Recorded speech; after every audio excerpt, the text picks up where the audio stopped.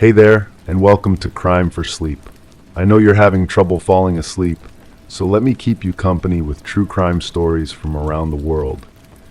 Before we dive in, I'm curious, where did you first hear this one? If you enjoy these stories, don't forget to like, comment, and subscribe. Now get comfortable, and let's get into tonight's case.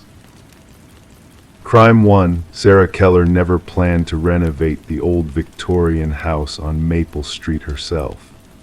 But after her divorce from Mark was finalized in February 2019, the 34-year-old elementary school teacher found herself with limited funds and a house that desperately needed updating. The 1890s structure in Riverbrook, Massachusetts had been a compromise purchase 3 years earlier. Sarah loved its character and history, while Mark saw it as an investment opportunity in a neighborhood on the rise. As winter melted into spring, Sarah began tackling one room at a time, starting with the smallest bedroom upstairs. She imagined turning it into her home office, a quiet space where she could grade papers and plan lessons. The previous owners had covered the original plaster walls with dated wallpaper, its floral pattern faded and peeling at the corners. Sarah spent a weekend carefully steaming it off, revealing cracks in the plaster beneath. "I might as well go all the way down to the studs," she told her sister Jennifer during one of their Sunday phone calls. "The insulation is probably ancient anyway." Jennifer, always practical, warned her about the dust and mess, but Sarah was determined. She wanted to make the house truly hers now, erasing the memories of arguments with Mark over renovation budgets and design choices that had echoed through those rooms. On April 12th, a Friday afternoon after school, Sarah changed into old clothes and began carefully removing sections of plaster from the wall facing east toward the backyard. The work was slow and methodical. As the sun began to set, casting long shadows across the exposed laths, her hammer dislodged something that wasn't plaster. Something made a distinct metallic sound as it fell between the wall studs. Using her phone's flashlight, Sarah peered into the narrow space between the wooden supports. There, partially wrapped in what appeared to be a discolored cloth, was a brass key. Not a modern key, but an old-fashioned one with an ornate bow and a long stem. Sarah carefully extracted it, surprised by how heavy it felt in her palm. The cloth it had been wrapped in was stiff with age, possibly once white but now a dirty yellowish brown. As she held the key up to the light from her phone, she felt a distinct chill pass through the room. Sarah paused, looking around at the closed windows. It was mid-April, and though the evenings were still cool, there was no obvious source for the sudden draft. She placed the key on her windowsill and took several photos, sending them to Jennifer with the message, "Look what I found in the wall, wonder what it opens." Jennifer's response came quickly, "Probably nothing in your house. Those old keys are from like 100 years ago." Sarah didn't think much more about it that evening. She cleaned up the renovation debris, showered off the dust, and fell asleep early, exhausted from the physical labor.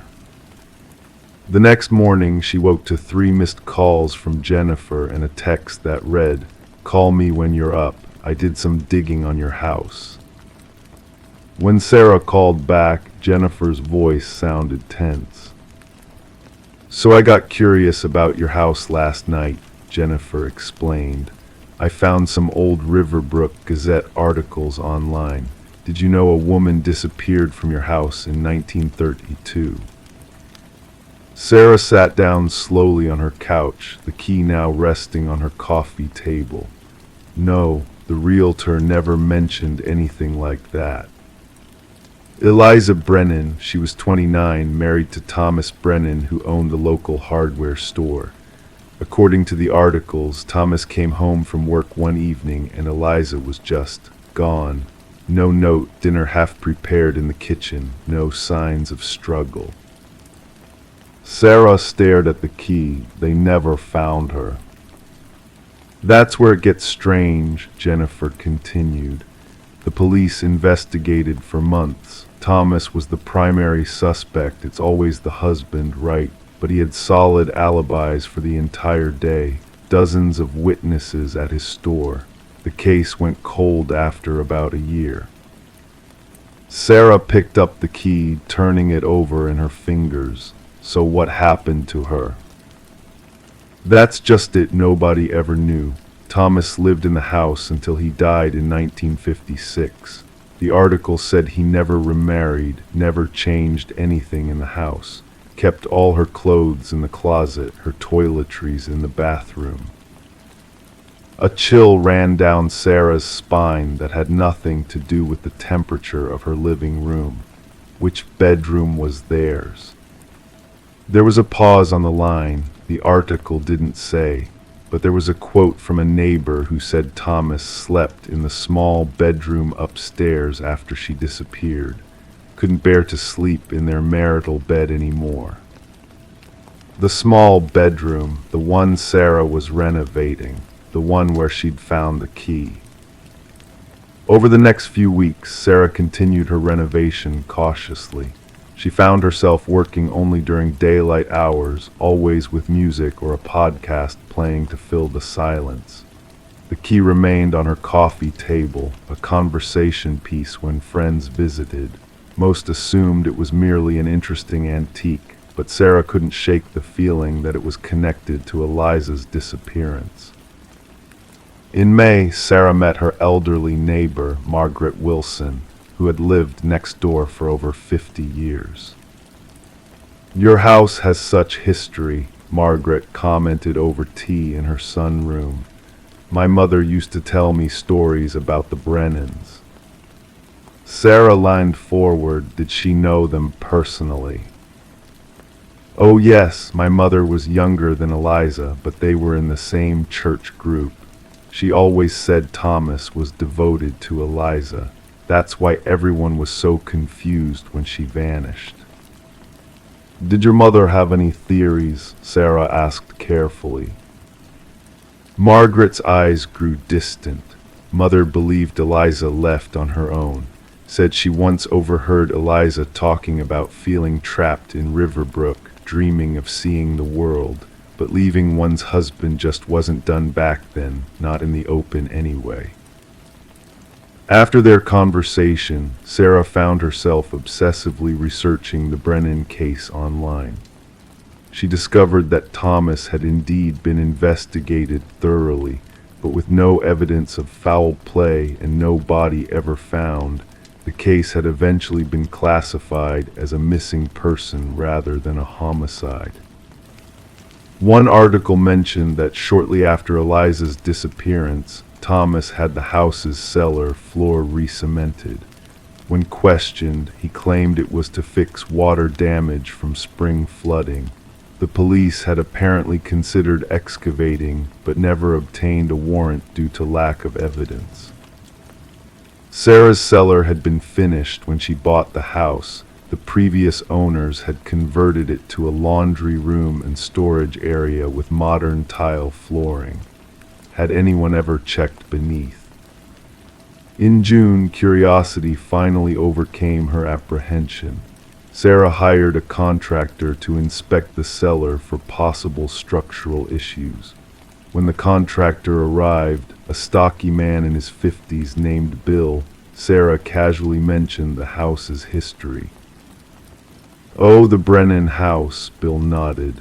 "My grandfather used to talk about that case. He was on the police force back then." Sarah tried to keep her voice steady. Did he think Thomas was guilty? Bill knelt, tapping on different sections of the tile floor. Grandpa wasn't sure. Said Thomas seemed genuinely devastated, but something never sat right. Thomas refused to leave the house, refused to believe she'd run off. Said she'd never leave without her mother's sapphire necklace, but they never found that either. A sapphire necklace. Sarah thought about the key, still sitting on her coffee table upstairs. After an hour of inspection, Bill stood up. Foundation looks solid. No signs of shifting or water damage under these tiles. Whatever work was done in the 30s, it was done well. That night, Sarah dreamed of a woman in 1930s clothing standing at the foot of her bed, pointing toward the small bedroom. She woke gasping at 3:17 a.m., her room ice cold despite the June warmth outside. The next day, Sarah returned to the small bedroom renovation. As she carefully removed the last section of plaster from the eastern wall, her hammer hit something solid behind the lath. Not wood, not pipe, but something that made a hollow sound. Using a crowbar, Sarah carefully pried away the wooden laths to reveal a small metal box built into the wall, approximately 6 inches square. It had a keyhole. With trembling hands, Sarah retrieved the brass key from downstairs. It slid into the lock smoothly, as if it had been waiting almost 90 years for this moment. The mechanism turned with surprising ease. Inside the box was a folded piece of yellowed paper and a sapphire pendant on a delicate silver chain. The letter, written in faded ink, began, "My dearest Eliza, by the time you find this, I will be gone." Sarah sat back on her heels, her heart pounding. The letter wasn't from Thomas to Eliza. It was from Eliza to herself. The letter detailed Eliza's plan to disappear on March 17, 1932. She had fallen in love with a woman named Catherine who taught piano at the local school. They had made arrangements to meet in Chicago, where they could live together far from the judgmental eyes of Riverbrook. Eliza had created an elaborate ruse, making it appear she had been taken against her will. "Thomas is a good man," the letter read, "but he cannot give me the life I need. I've left him clues that only he would understand, leading to this box. If you are reading this and you are not Thomas, please know that I chose freedom, whatever the cost." Sarah carefully refolded the letter, her mind racing.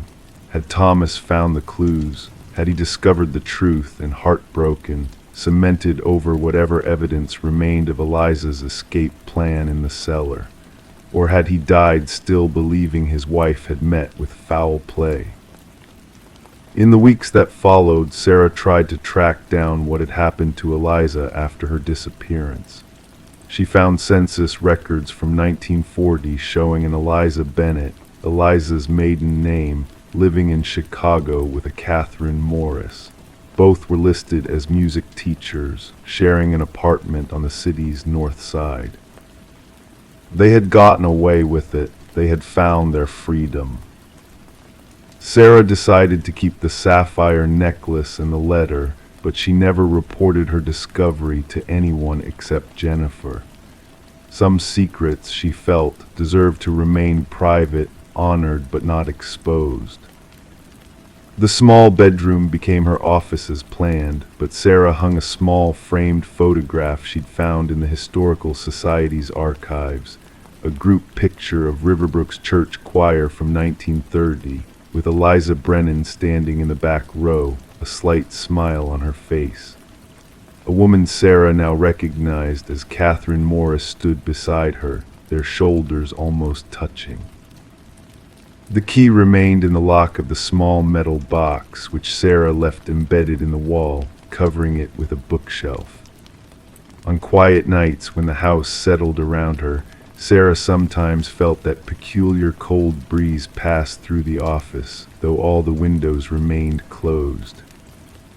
But now, instead of fear, it brought her a strange sense of peace, as if Eliza was simply checking to ensure her secret remained safe in the hands of someone who understood the difficult choices women sometimes make in search of their true lives.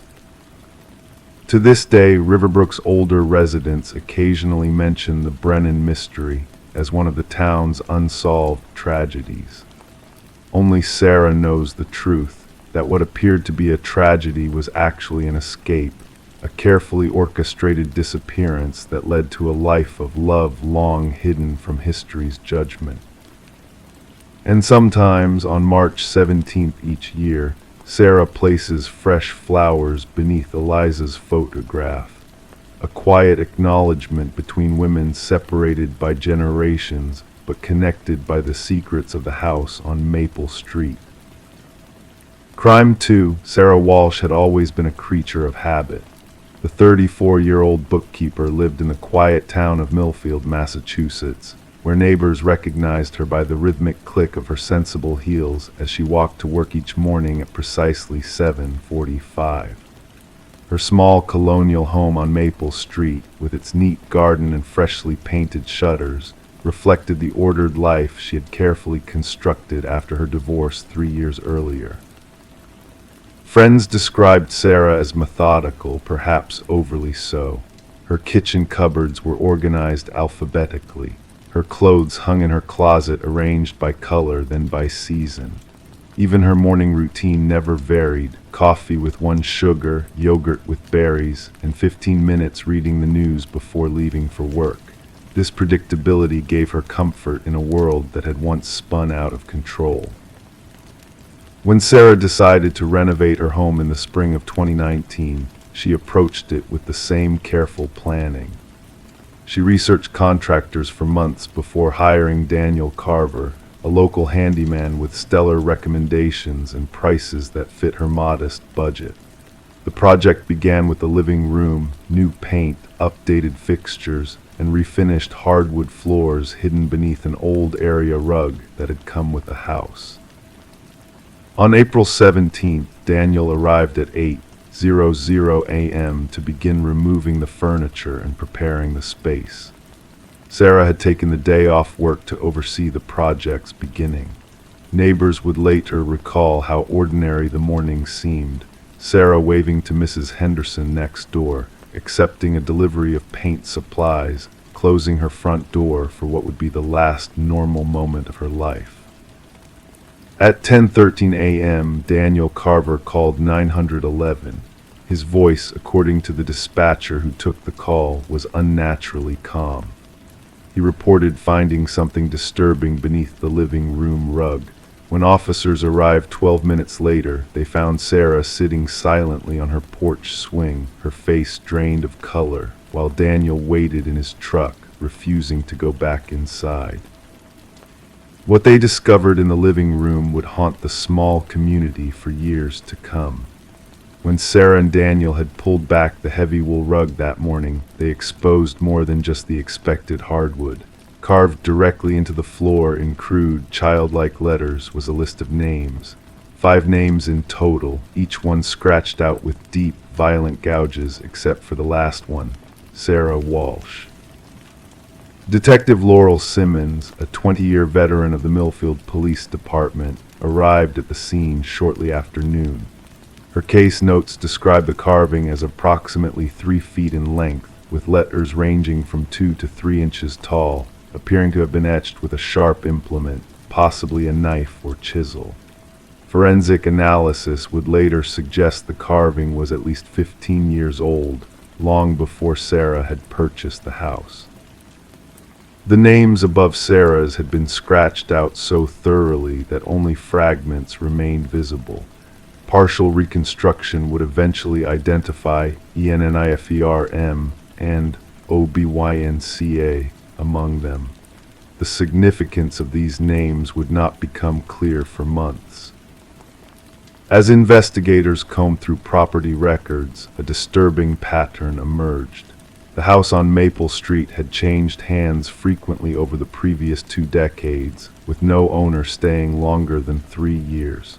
Sarah had purchased it from a bank after a foreclosure, never meeting the previous occupants. The last recorded long-term owner was a Harold Larson, who had lived there from 1987 until his death in 2004. Sarah initially stayed with her sister in a neighboring town.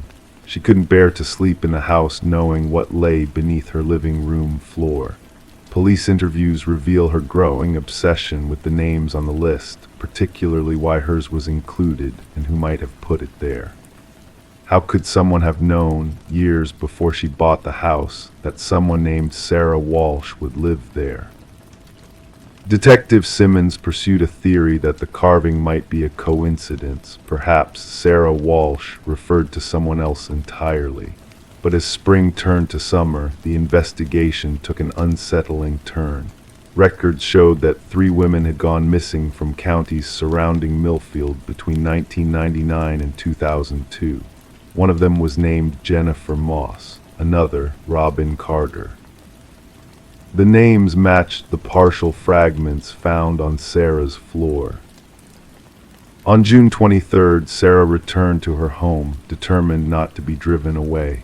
She had the floors completely replaced and installed new carpeting throughout the house.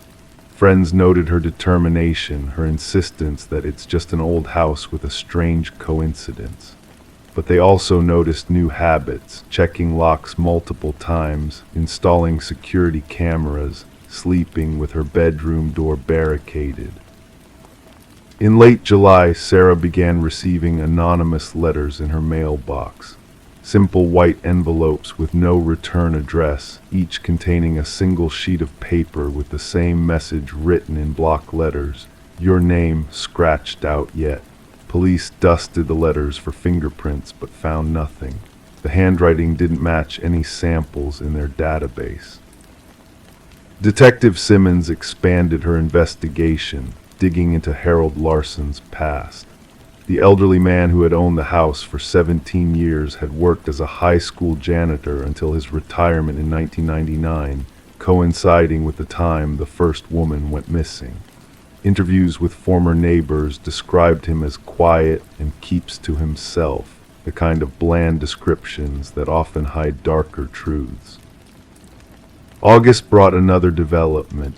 While going through old evidence storage, a junior detective discovered a cold case file from 2004, the year of Harold Larson's death. A routine wellness check had found the elderly man dead in his bathroom, apparently from natural causes. But the responding officer had noted something odd in his report, a collection of women's driver's licenses hidden in a shoebox in the attic. The licenses had been collected as evidence but never connected to any ongoing investigations. The case was closed, the licenses filed away and forgotten. When Detective Simmons reviewed the recovered licenses, she found 5 in total. 3 belonged to the missing women whose names matched those on the floor. The other 2 belonged to women who had never been reported missing, women who had seemingly disappeared without anyone noticing they were gone. On September 4th, Sarah didn't show up for work. Her sister received a text message that morning, "Going to find answers, don't worry." When police arrived at the house on Maple Street, they found it empty, Sarah's car still in the driveway. Her purse and phone were on the kitchen counter. The only thing missing was her journal, which she had been using to document her research into the house's history. 3 days later, a hiker found the journal abandoned on a trail in the woods 5 miles from Millfield. The final entry, dated September 4th, read, "I know where he took them, the old well on the property line. I can hear them sometimes at night. I'm going to look." Police searched the area described in Sarah's journal and found evidence of a filled-in well at the edge of what had once been Harold Larson's property line before the land was subdivided. Excavation revealed human remains, not just of the missing women, but of others, 7 in total. Sarah Walsh was not among them.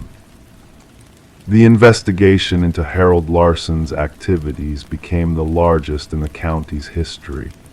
Evidence suggested he had been active as a predator for decades, carefully selecting victims and meticulously planning their disappearances. The carving in the floor appeared to be his macabre way of keeping track, a hidden trophy that only he would see and understand. But one question remained unanswered. How did Sarah's name end up on that list years after Harold Larson's death? In November, after the case had made national headlines, Detective Simmons received a call from a nursing home in Arizona. A resident there claimed to know something about the Millfield murders. The resident was Elizabeth Larson, Harold's younger sister. She had been diagnosed with dementia years earlier, but the news coverage had triggered moments of clarity. According to Elizabeth, Harold had not worked alone. He had an apprentice, someone who had learned his methods and continued his work after his death. Someone who had added Sarah's name to the list, someone who might still be in Millfield. The investigation continues to this day. Sarah Walsh has never been found. The house on Maple Street remains empty, its floors torn up by investigators looking for additional evidence. Occasionally, residents report seeing lights inside at night, though police searches never find anyone.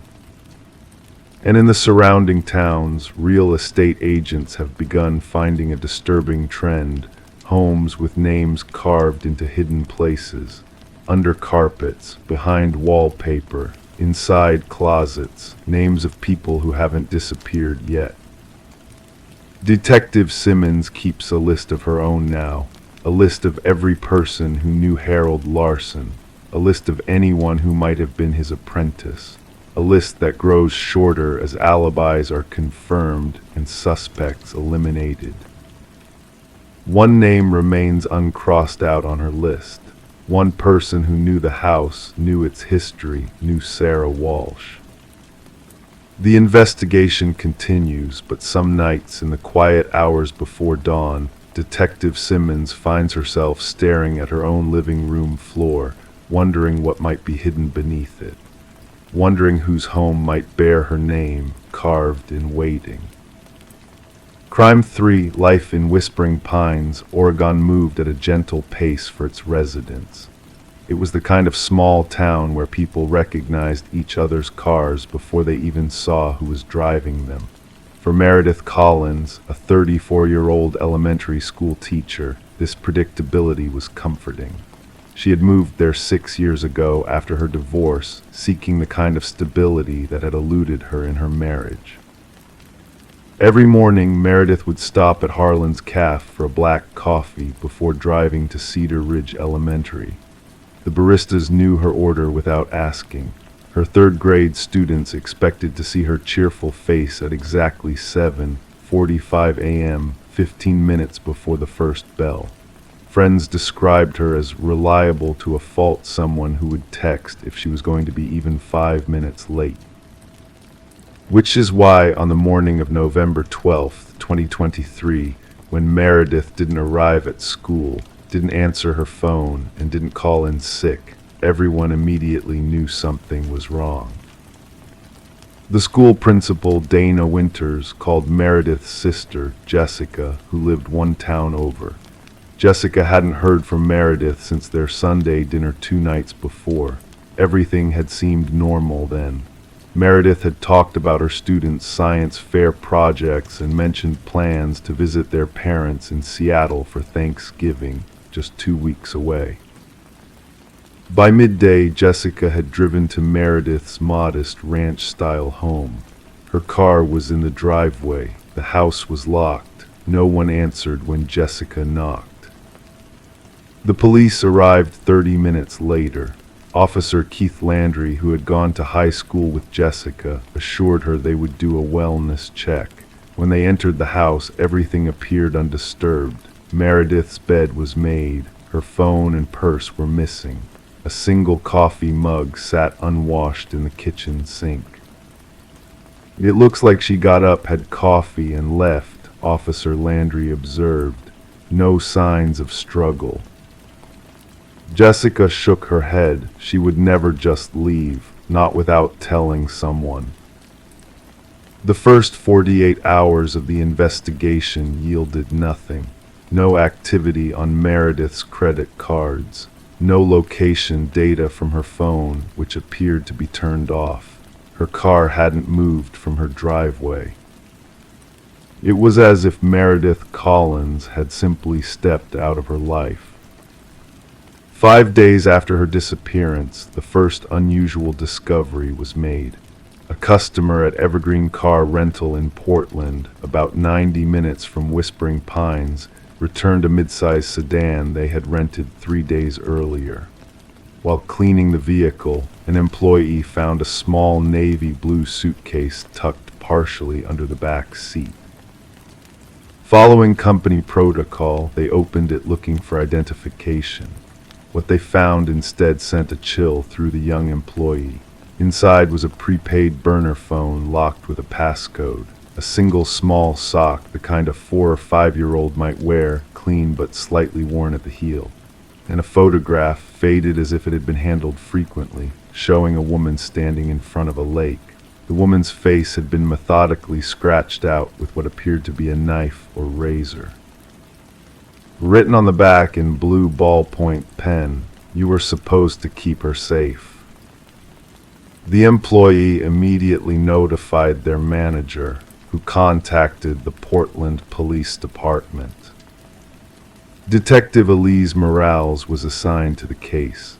The rental car had been leased to a James Wilson, who had paid in cash and provided a driver's license that, upon investigation, turned out to be fraudulent.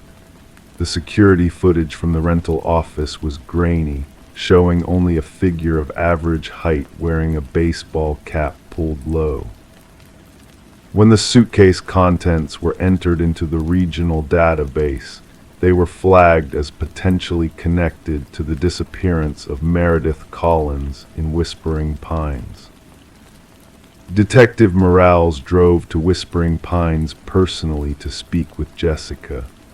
They sat in Meredith's living room, the house now feeling hollow with her absence. "Did Meredith ever mention someone named James Wilson?" Morales asked. Jessica shook her head. "Not that I recall." "What about children? Did she have any connection to a young child, maybe around 5 years old?" At this, Jessica paused. She was a third-grade teacher, so she worked with children every day, but there was also, she hesitated. "There was what?" Morales prompted gently. "Before she moved here during her marriage, Meredith was pregnant. She lost the baby late in the pregnancy. A little girl. It was devastating for her. It's partly why her marriage fell apart." Detective Morales nodded, making notes. "And the father, is he still in the picture?" "No," Jessica replied. "Eric moved to California after the divorce. They haven't spoken in years as far as I know." The investigation took an unexpected turn when forensics came back on the burner phone. While they couldn't unlock it, they determined it had been purchased at a convenience store in Seattle 2 weeks before Meredith's disappearance. Security footage from the store showed a woman purchasing it, a woman who resembled Meredith. "Why would Meredith buy a burner phone?" Jessica asked when Detective Morales shared this information. "That doesn't make any sense. She had nothing to hide." The child's sock yielded no DNA other than Meredith's own. The photograph, despite the scratched-out face, was confirmed to be of Meredith based on her clothing and build.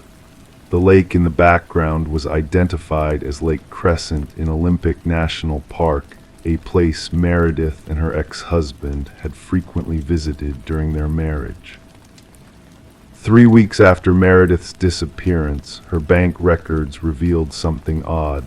6 months earlier, she had begun making monthly transfers of $500 to an account under the name Wilson Educational Trust. The account had been opened at a bank in Seattle. Did Meredith ever mention making donations to any educational foundations? Detective Morales asked Jessica during a follow-up interview. "No, never," Jessica replied, her brow furrowed. She was saving for a house with more land. She wouldn't have had extra money for donations, especially not that much. The Wilson Educational Trust turned out to be a shell created with fraudulent documentation. The money, once deposited, had been withdrawn in cash from various ATMs around Seattle. Then came the voicemail. Jessica received it exactly 1 month after Meredith's disappearance. The number was blocked. Jessie, the voice said, unmistakably Meredith's, but strange, flat, as if she were reading from a script. I'm safe, don't look for me. Sometimes the past doesn't stay buried. I should have known better. Before the message ended, there was a sound in the background, what sounded like a child crying. The investigation intensified. Detective Morales dug deeper into Meredith's past. Eric Collins, the ex-husband, was located in San Diego. He had remarried and had a 4-year-old daughter. He appeared genuinely shocked by Meredith's disappearance and cooperated fully with the investigation. His whereabouts during the relevant time period were easily verified.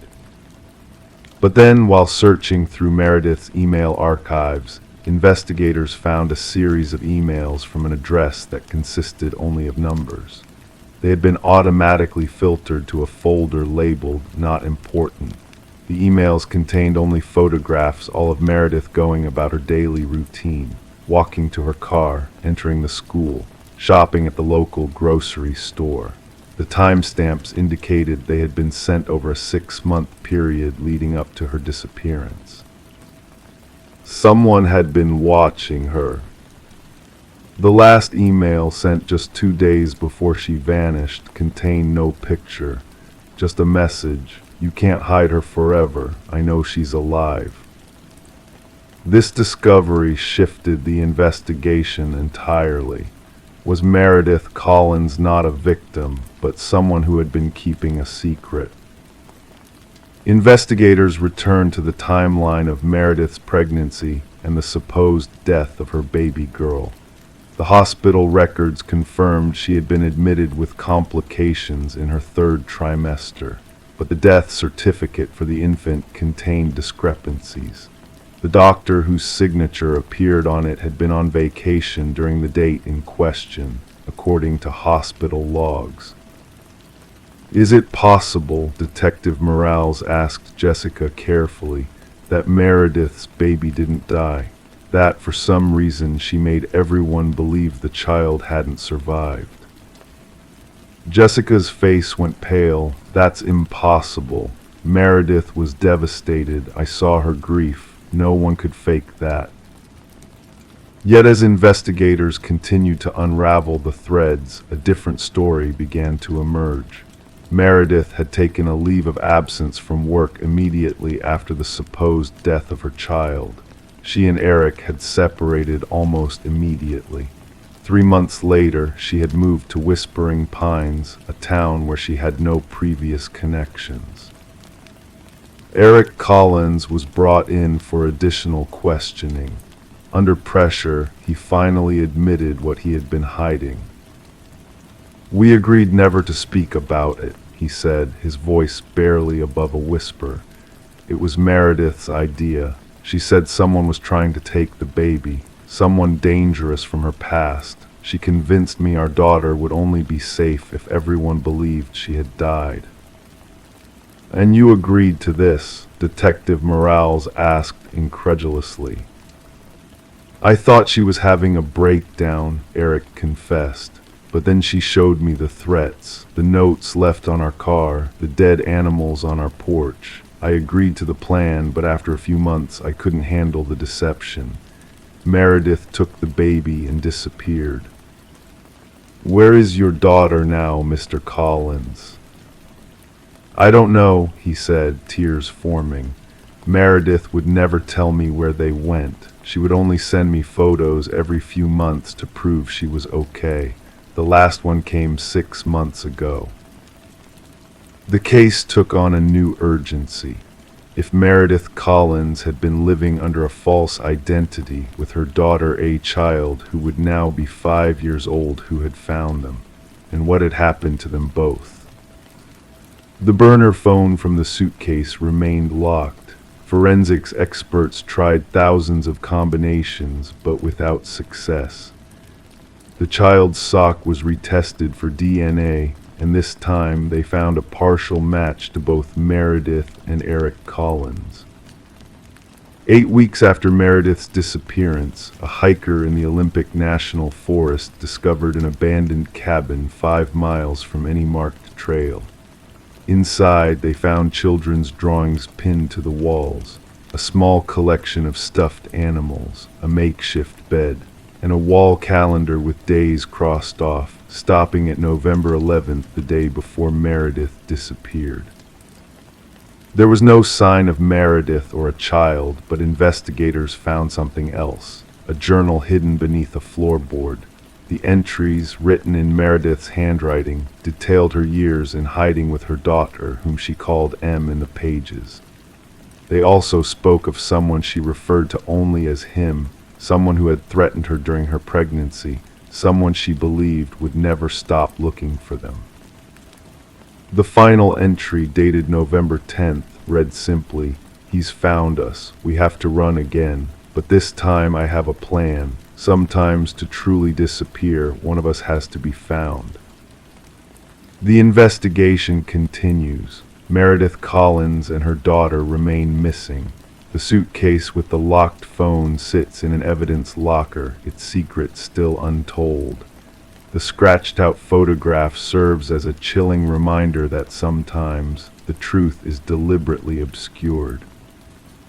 As for the message on the back, "You were supposed to keep her safe," investigators still debate whether it was meant as an accusation against someone else or a reminder Meredith left for herself. In Whispering Pines, Meredith's house remains empty. Her sister Jessica visits every week to water the plants, convinced that someday Meredith will return. The elementary school has hired a new third-grade teacher, but Meredith's students still ask about her. And somewhere, perhaps, a woman and a little girl with no connection to their past continue to run from shadows only they can see. The case of Meredith Collins and the suitcase with the locked phone remains open. Crime 4, in the quiet suburb of Cedar Creek, Minnesota, Sarah Winters had lived alone for nearly 7 years. At 34, she had established a comfortable routine in the modest 2-story house she purchased after her divorce. The 1930s colonial revival stood at the end of Maple Lane, partially obscured by mature oak trees that had witnessed decades of the neighborhood's evolution. Sarah worked as a medical transcriptionist from home, a job that suited her introverted nature. Neighbors described her as polite but reserved, the kind of person who would wave from her porch but rarely engage in lengthy conversations. She had few visitors, mostly her sister Elaine, who lived 2 towns over and occasionally brought her niece and nephew for weekend visits. What most people didn't know about Sarah was her aversion to the attic. When she purchased the house, the real estate agent had mentioned the spacious storage area above the 2nd floor, accessible by a pull-down ladder in the hallway ceiling, but Sarah never used it. She told her sister it was because of her mild claustrophobia, but there was something else, an inexplicable unease whenever she passed beneath that hatch. For years, this arrangement worked perfectly fine. Sarah had enough storage space elsewhere, and the attic remained untouched, sealed away like a forgotten appendage of the house. Until March 17th, 2022. It began with sounds subtle at first. Sarah initially attributed the occasional creaks and shifts to the house settling, especially during the transition from winter to spring when temperature fluctuations caused the wooden structure to expand and contract. But gradually the noises became more distinct, footsteps, not the random creaks of an aging house, but deliberate, measured steps moving across what could only be the attic floor. The first few times she heard them, Sarah convinced herself it was squirrels or raccoons that had somehow found their way inside. She even called a local pest control company, but their inspection revealed no signs of animal intrusion. The technician suggested it might be the house settling after all, perhaps exacerbated by recent heavy rains. Sarah wanted to believe this explanation, but the footsteps continued, following patterns too regular to be random house noises. Sometimes they crossed from one end of the attic to the other, sometimes they paced in small circles, and occasionally, most disturbingly, they seemed to pause directly above her bedroom. On April 5th, after 3 weeks of escalating anxiety and sleepless nights, Sarah finally mustered the courage to investigate. It was just after 10 a.m. on a Tuesday. The footsteps had been particularly active that morning, starting before dawn and continuing with unusual persistence. With trembling hands, she extended the retractable ladder and climbed slowly toward the hatch. The attic had no electric light, so she carried a heavy flashlight, gripping it tightly enough that her knuckles turned white. The hatch opened with surprising ease, suggesting recent use. What Sarah discovered in the attic defied rational explanation. Instead of the expected rafters, insulation, and stored holiday decorations, she found herself staring at an exact replica of her own bedroom. Every detail had been meticulously recreated, from the pale blue walls to the white oak furniture she had inherited from her grandmother. The queen-sized bed was positioned exactly as it was in her actual bedroom below, with the same floral duvet cover and arrangement of decorative pillows.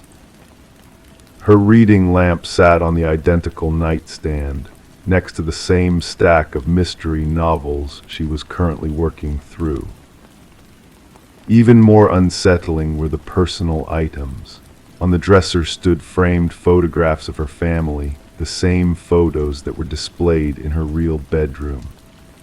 A half-empty glass of water sat on the nightstand, and draped over the chair in the corner were clothes she recognized as her own, a gray cardigan and black leggings she had worn the previous day.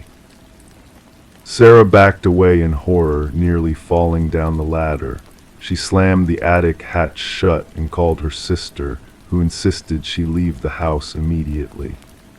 Sarah spent the next 3 nights at Elaine's home while they debated what to do. "You need to call the police," Elaine urged, but Sarah hesitated. What would she tell them?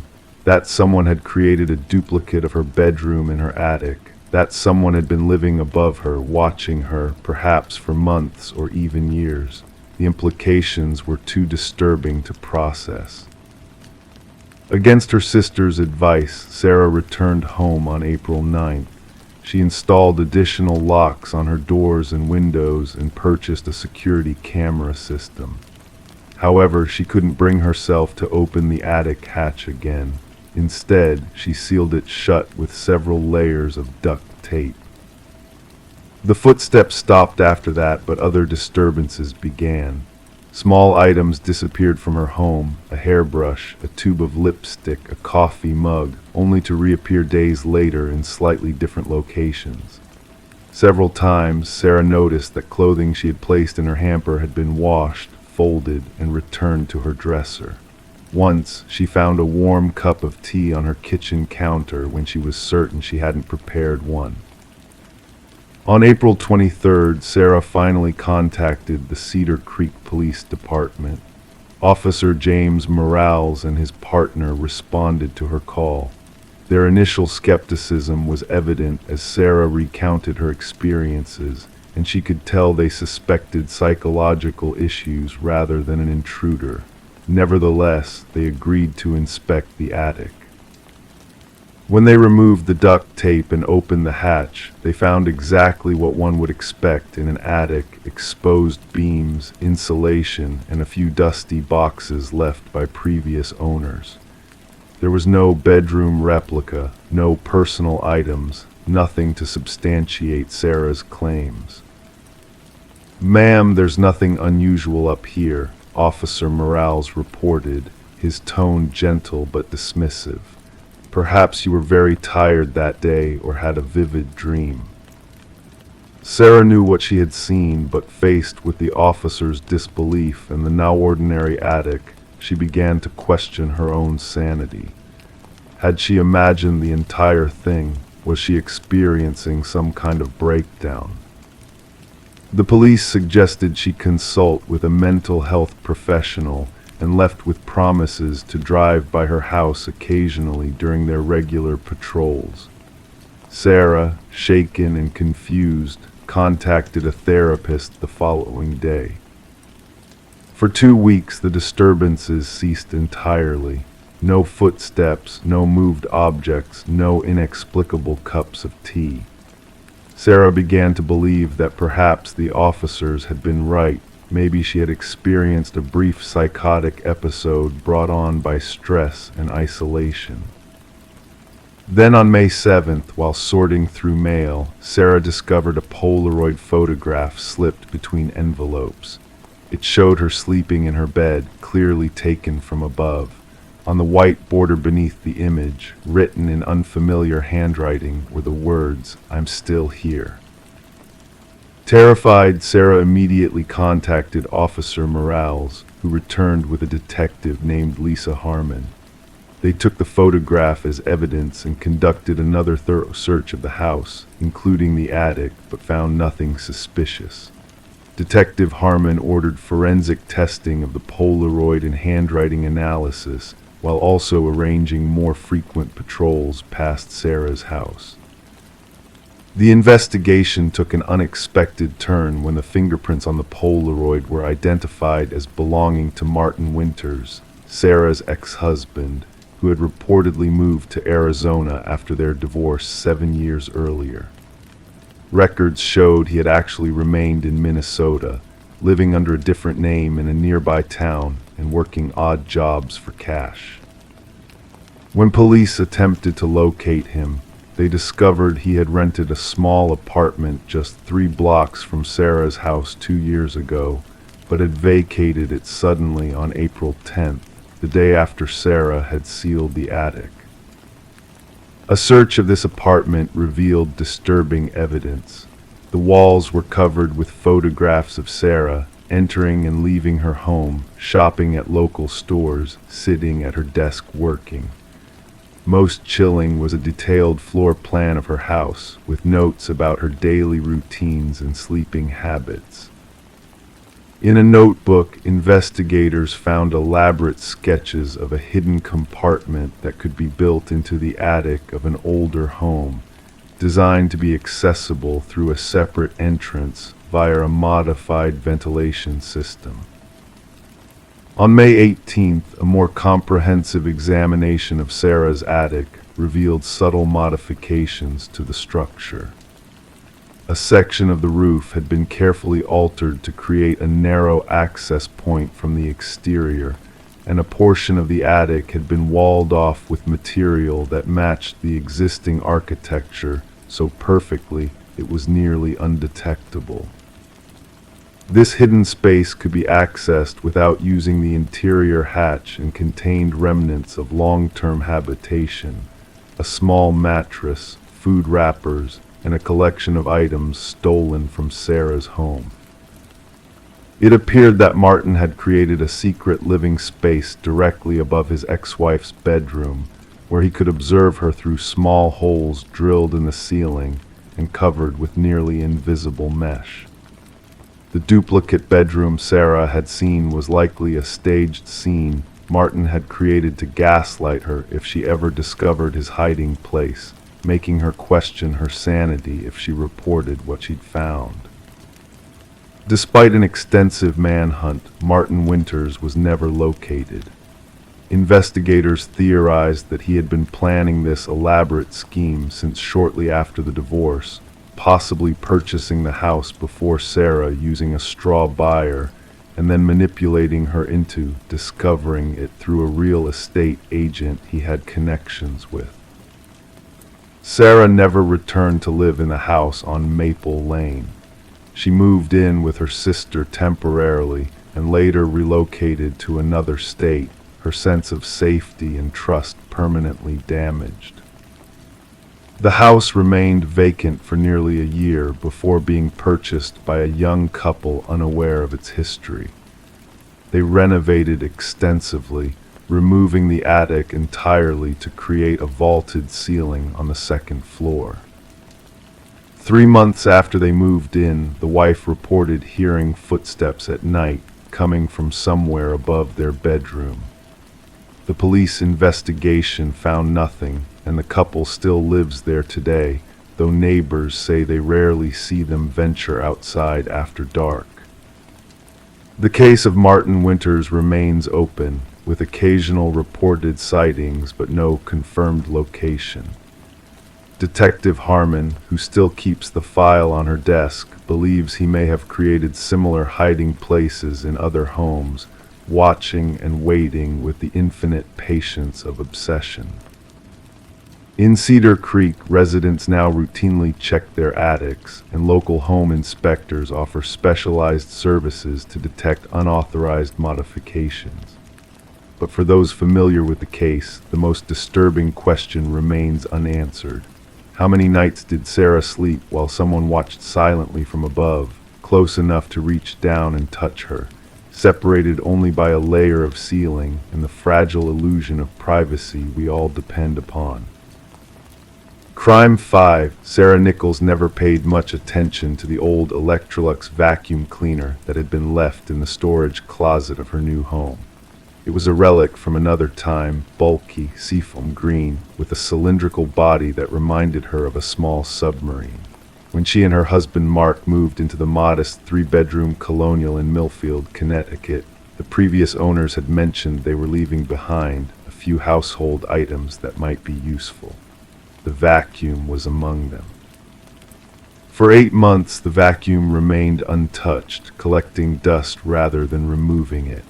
Sarah preferred her cordless Dyson, a wedding gift from her parents. The old vacuum was forgotten until that rainy Tuesday in April when Sarah decided it was finally time to deep clean the guest bedroom before her mother-in-law's upcoming visit. Sarah was 32, with a quiet demeanor that belied her observant nature.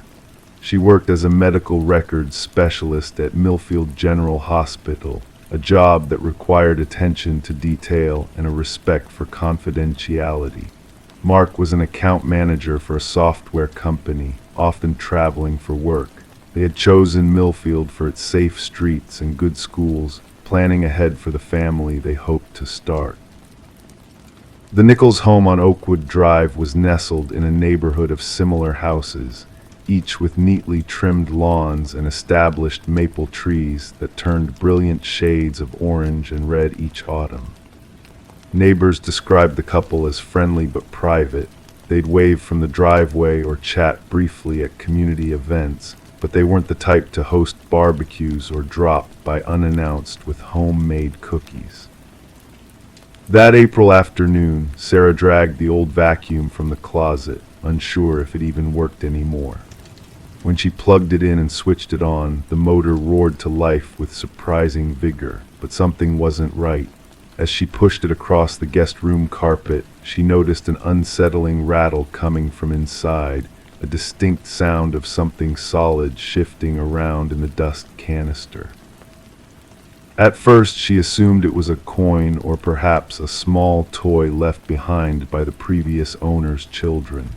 But when the rattling persisted, Sarah's curiosity got the better of her. She turned off the vacuum and carefully opened the canister, expecting to find years of accumulated dirt and debris. Instead, what she found made her breath catch in her throat. Tucked inside the canister was a manila folder, sealed in a clear plastic bag. The folder was slightly bent to fit inside the cylindrical space, but otherwise appeared undamaged. Sarah carefully removed it, her heart inexplicably racing as she peeled back the plastic. Inside the folder were several printed email exchanges, surveillance photographs of various houses, including one that looked eerily like her own, and a handwritten list of addresses. At the bottom of the stack was a yellow sticky note with the words "Last Target" scrawled in tight, controlled handwriting. Below these words was Sarah's new address, 47 Oakwood Drive. Sarah sat on the edge of the guest bed, the folder trembling in her hands. The emails were dated from 2 years earlier between someone using the handle Night Watcher and another person identified only as Handler. They discussed surveillance objectives, acquisition targets, and clean operations. The language was vague but unmistakably sinister. The photographs showed homes at different times of day, some in early morning light, others at dusk. Each photo had a date and time stamp in the corner. One showed a man leaving his front door with a briefcase. Another captured a woman unloading groceries from her car. And there, in the middle of the stack, was a photo of Sarah's house, taken before she and Mark had moved in, with the previous owners visible through the kitchen window. Detective Michael Reeves had been with the Millfield Police Department for 17 years. At 45, he had the weathered face of someone who had seen too much, but hadn't lost his fundamental belief in humanity. When Sarah Nichols walked into the station that afternoon, clutching a manila folder to her chest, Reeves was finishing paperwork from a routine traffic accident. "I found this inside a vacuum cleaner," Sarah explained, her voice barely above a whisper as she placed the folder on his desk. I think someone was watching our house before we moved in. Maybe they still are." Reeves listened carefully as Sarah recounted finding the folder. He examined each document methodically, his expression giving away nothing. But internally, alarm bells were ringing. The emails, the photos, the list, they suggested surveillance that was professional, organized, and potentially dangerous. "Mrs. Nichols, do you know anything about the previous owners of your home?" Reeves asked, keeping his tone casual to avoid frightening her further. "Not much," Sarah admitted. "The Bennetts, Robert and Ellen, they were an older couple moving to Florida for retirement. We never met them in person. Everything went through the realtors."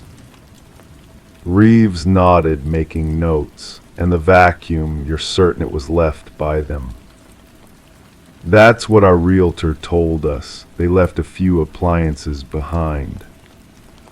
"I'd like to take this folder and its contents for further investigation," Reeves said, "and I'd like an officer to accompany you home, just as a precaution."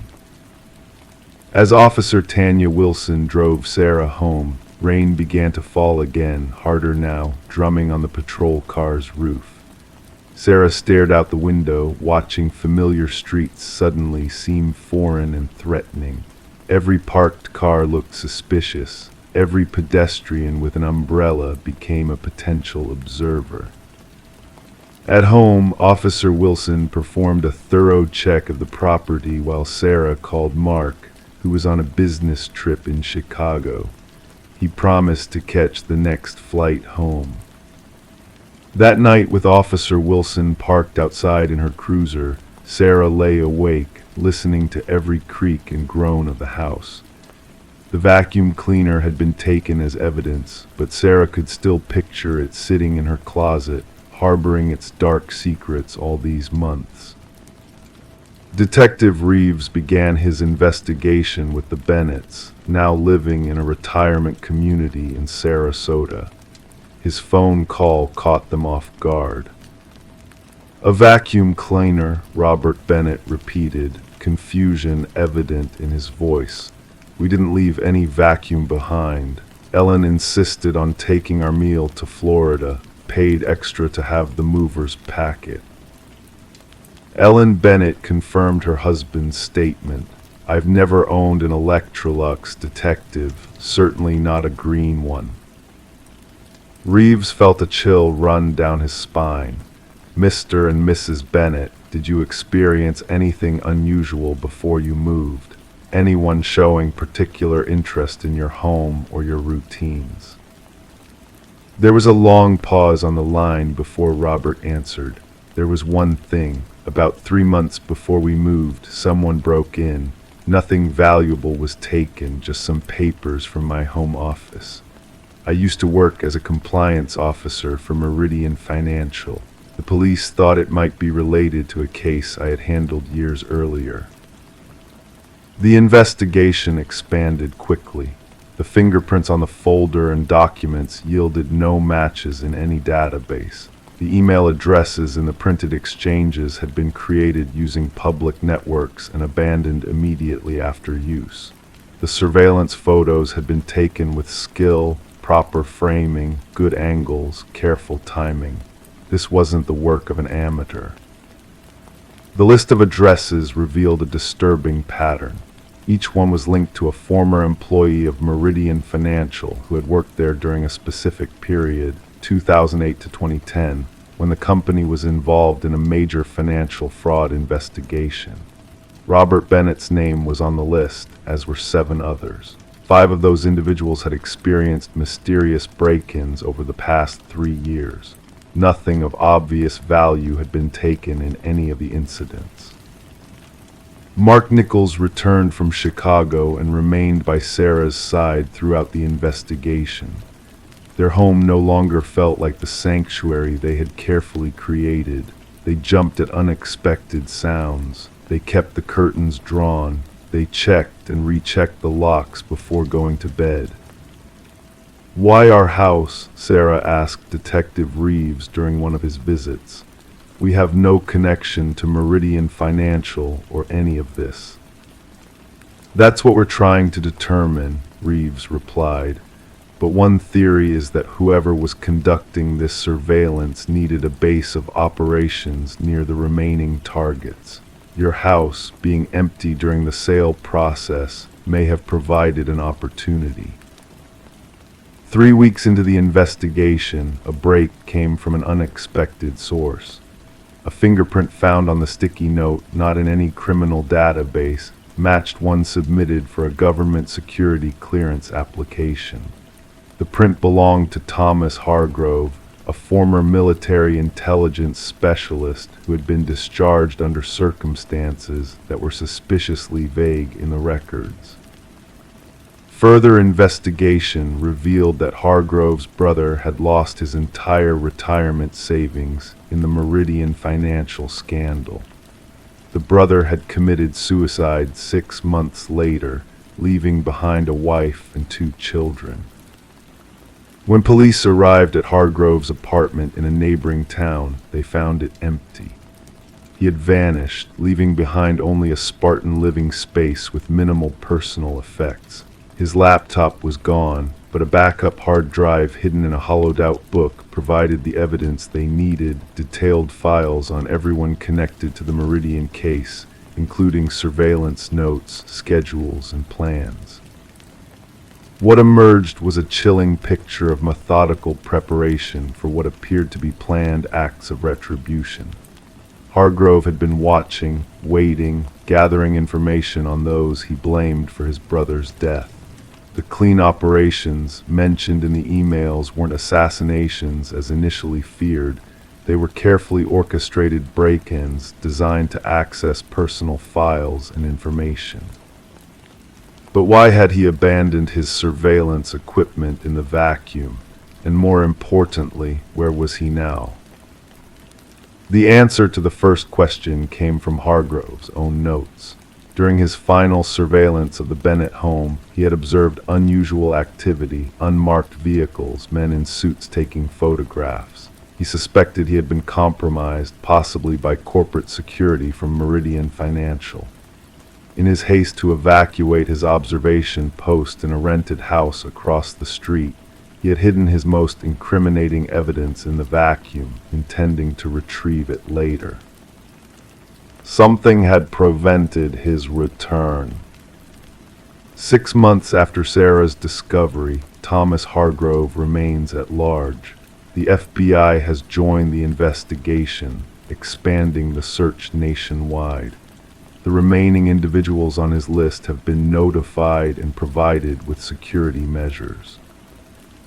Sarah and Mark Nichols still live in their home on Oakwood Drive, though they've installed a comprehensive security system and cameras. They've considered moving but decided against it. Running away wouldn't make us feel safer, Mark explained to Detective Reeves. We'd just be looking over our shoulders somewhere else. Sarah has returned to her quiet life at the hospital, though she admits she's more vigilant now. She notices details she once would have overlooked: the same car parked on different streets, a stranger lingering too long at a coffee shop, a shadow moving behind a curtain.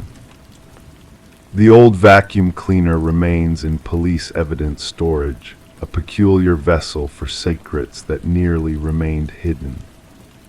Sometimes Sarah wonders what might have happened if she had never looked inside, if she had simply thrown the old appliance away or continued to ignore it in favor of her modern Dyson.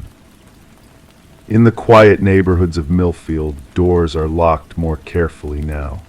Residents pay closer attention to unfamiliar faces and vehicles, and somewhere perhaps Thomas Hargrove continues his patient observation, waiting for a moment when vigilance inevitably fades. For those who understand the nature of revenge, time is rarely an obstacle. It simply requires patience, the same patience that allows someone to watch and wait, gathering information piece by piece, building a case against those they believe have escaped justice. And in quiet moments when Sarah finds herself alone in her home, she sometimes feels the weight of unseen eyes. The vacuum cleaner is gone, but the question remains: what else might be hiding in plain sight, waiting to be discovered? Crime 6, she thought it was a stick or an animal bone, but it was a human finger perfectly preserved with chipped red polish. Taped to it was a message. This was her warning: you don't get one. Marion Cooper had always been an early riser. On this particular Tuesday morning in April, she followed her usual routine: coffee at 5:30, followed by refilling the bird feeders in her garden while the small town of Millfield, Connecticut still slept. The morning air carried the gentle scent of rain-washed earth, and Marion, at 62, found peace in these quiet moments before her day as a high school librarian began. Her peaceful ritual ended abruptly when she noticed something unusual in the cylindrical feeder near her prized hydrangeas. Something that didn't belong among the black sunflower seeds, something pale and slender. When she realized what she was looking at, Marion didn't scream. She simply stood there, the world narrowing to the severed human finger with its chipped red nail polish, nestled among the bird seed as if it belonged there. The small note attached to it with clear tape seemed almost secondary to the horror of the finger itself. Detective Paul Mercer received the call at 6:17 a.m. By the time he arrived at the Cooper residence on Willow Lane, Marion had retreated to her kitchen, her hands wrapped around a mug of tea gone cold, her gaze fixed on nothing. The finger had been carefully placed in a freezer bag by the first responder, awaiting transport to the lab. "Mrs. Cooper, can you think of anyone who might want to threaten you?" Detective Mercer asked, his voice gentle but probing.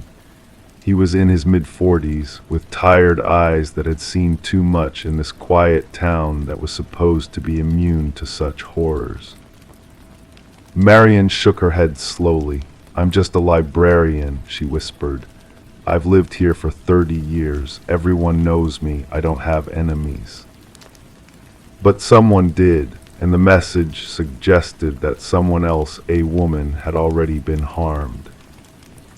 Within hours, the forensics team confirmed what Mercer had already suspected. There were no fingerprints on the note or the freezer bag. The finger itself belonged to a woman, likely in her 30s or 40s. DNA results would take time, but the discovery sent a chill through the detective's spine. In his 20 years of police work, he'd never encountered such a calculated warning.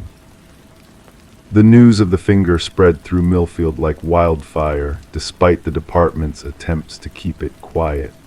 By afternoon, theories circulated in whispered conversations at the local diner, the pharmacy, and the high school where Marion worked. Students exchanged wild rumors while teachers tried to maintain normalcy. 3 days passed with no leads. Then a name surfaced: Rebecca Winters, a 34-year-old dental hygienist who had failed to show up for work on Monday. Her boyfriend had reported her missing on Tuesday evening, assuming she'd gone to visit her sister in Boston without telling him something she'd done before during their frequent arguments. Rebecca's apartment revealed no signs of struggle, but a careful examination by forensics found minute traces of blood in the bathroom sink's drain. And in her bedroom closet, a shoebox contained several bottles of nail polish, including one that matched the chipped red on the severed finger.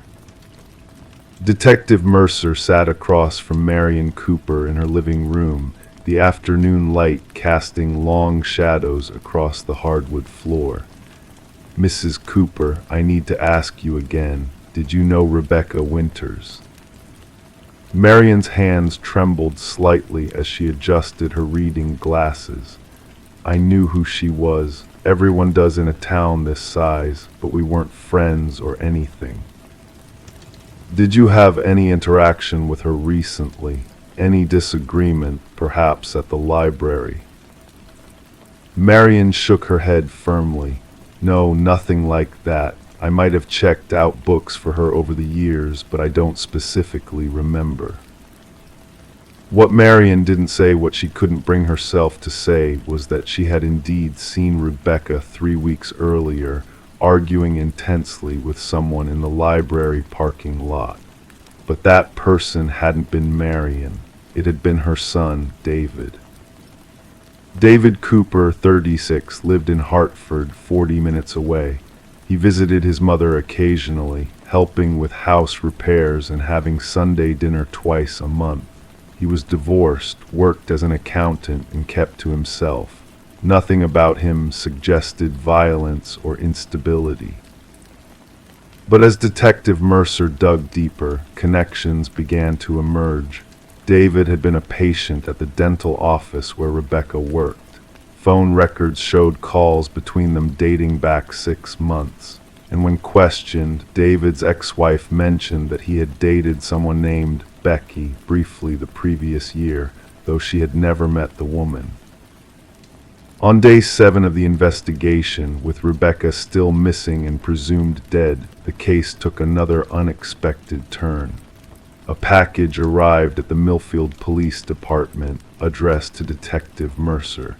Inside was a woman's ring finger, the nail polish now removed, along with a USB drive.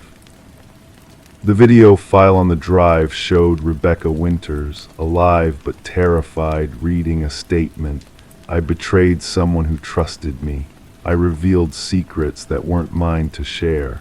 This punishment is mercy compared to what could have happened." The video ended abruptly, leaving more questions than answers. Forensic analysis showed it had been filmed 4 days before the first finger appeared in Marion's bird feeder. As Detective Mercer expanded his investigation, he uncovered a complex web of relationships and secrets. David Cooper wasn't just Rebecca's patient. They had been involved in an affair that ended badly 3 months earlier. What's more, David had been married briefly in his 20s to a woman named Laura Simmons, who had died in what was ruled an accidental drowning 12 years ago. The case file for Laura's death had been thin, with few witnesses and limited evidence. Her body had been found in Sawmill Reservoir after a supposed late-night swim. The autopsy had revealed a blood alcohol level just above the legal limit, supporting the theory of accidental drowning. But now, with Rebecca missing and the disturbing warnings, Detective Mercer requested the case be reopened. Laura's parents, still living in Millfield, had always harbored doubts about their daughter's death. They described David as controlling and volatile during the short marriage. Meanwhile, Marion Cooper retreated further into herself. She took a leave of absence from the library, drew the curtains in her house, and stopped filling her bird feeders. Neighbors reported seeing her walking through her garden at odd hours, staring at the spot where the finger had been found. What she didn't tell anyone was that she had begun receiving text messages from an unknown number. Messages that simply read, "Ask your son what happened to his wives." Wives, plural, not just Laura, who everyone knew about. The implication chilled Marion to her core. 13 days after the finger appeared in the bird feeder, the case broke open. A hiker found Rebecca Winter's car abandoned in the woods near Sawmill Reservoir, the same body of water where Laura had drowned years before. In the trunk was a suitcase containing women's clothing, a passport in the name of Claire Davis, and several journals. The journals revealed a shocking truth. Rebecca had been investigating Laura's death on her own. She had become convinced that David Cooper was responsible not just for Laura's drowning, but potentially for another woman's disappearance in Rhode Island, where he had lived briefly before returning to Connecticut. Rebecca had been gathering evidence, planning to present it to the police. She had confided in someone the journals didn't specify who, but obviously word had gotten back to David. When Detective Mercer arrived at David Cooper's apartment in Hartford with a search warrant, he found it empty. David had cleared out his bank accounts 3 days earlier and hadn't reported to work since. But in the apartment's heating vent, they found a small jewelry box. Inside were 2 women's wedding rings and a severed pinky finger, preserved in a solution of formaldehyde. 5 weeks later, dive teams found Rebecca Winter's body in Sawmill Reservoir, weighted down with cinder blocks. She was missing 3 fingers from her left hand. David Cooper was never found. Some said he fled to Mexico or Canada. Others believed he assumed a new identity somewhere in the vast anonymity of America's cities. Marion Cooper sold her house in Millfield and moved to Arizona to live with her sister. She never spoke publicly about her son. The bird feeder was removed from the garden by the new owners, who were never told about its gruesome history. But sometimes in small towns across New England, residents report finding small objects in their bird feeders: a button, a coin, a colored bead. And taped to each item is a tiny note with the same message. This was her warning, you don't get one. Whether these are copycat incidents or something more sinister remains unknown. But in Millfield, Connecticut, people no longer fill their bird feeders without first checking very carefully what's inside. Crime 7, the town of Millfield, Connecticut, wasn't known for much beyond its collection of stately colonial homes and the annual Apple Festival that drew modest crowds from neighboring counties. It was the kind of place where people moved to escape the chaos of city life, where old money mingled with young families seeking good schools and quiet streets. Eliza Dawson had been one of those seekers. At 34, she'd left behind a promising career in Boston's publishing industry to start anew after her divorce. The Victorian on Maple Street had been a bargain by New England standards, a handyman special with good bones and a troubled past. The previous owner, an elderly widow named Margaret Hollies, had died after a fall down the basement stairs. The house had sat empty for nearly 2 years before Eliza's offer was accepted. "It has character," Eliza's mother had said diplomatically during her first visit, eyeing the peeling wallpaper and creaking floorboards. What she meant was that it needed work, a lot of work. But Eliza saw potential in the high ceilings and ornate woodwork. She'd always been good at seeing beneath surfaces, at imagining what could be rather than dwelling on what was. It was what had made her an excellent editor, and what had blinded her to the cracks in her marriage until it was too late. The renovation began in April 2022. Eliza hired local contractor Dennis Mercer, a stocky man in his 50s with calloused hands and kind eyes who came highly recommended by her real estate agent. He'd been working in Millfield homes for decades and knew the quirks of these old Victorians better than anyone. "You'll want to see the original blueprint," Dennis had said during their initial consultation, spreading a large, yellowed paper across her dining room table. "These old houses, they've got secrets." Eliza had leaned over the blueprint, tracing her finger along the lines that demarcated rooms, hallways, and closets. Her eyes caught on something strange, a small square near the back of the house, between what was now her study and the guest bedroom. There was no label, no indication of what the space might be, and no visible door on either side of the wall that would provide access. "What's this?" she'd asked, tapping the square. Dennis had frowned, scratching at his beard. Could be nothing. Sometimes architects would leave space for chimneys or other structural elements, or could be a mistake on the drawing. These blueprints have been copied and recopied over the years. Eliza had nodded, but something about the perfect square stayed with her, nagging at the corners of her mind as work on the house progressed. It was during the third week of renovations that they found it. Dennis and his crew were removing the damaged wall between the study and guest room, planning to replace the plaster and update the electrical wiring when the sledgehammer broke through to unexpected emptiness. "Ms. Dawson," Dennis had called, his voice echoing strangely, "you might want to see this."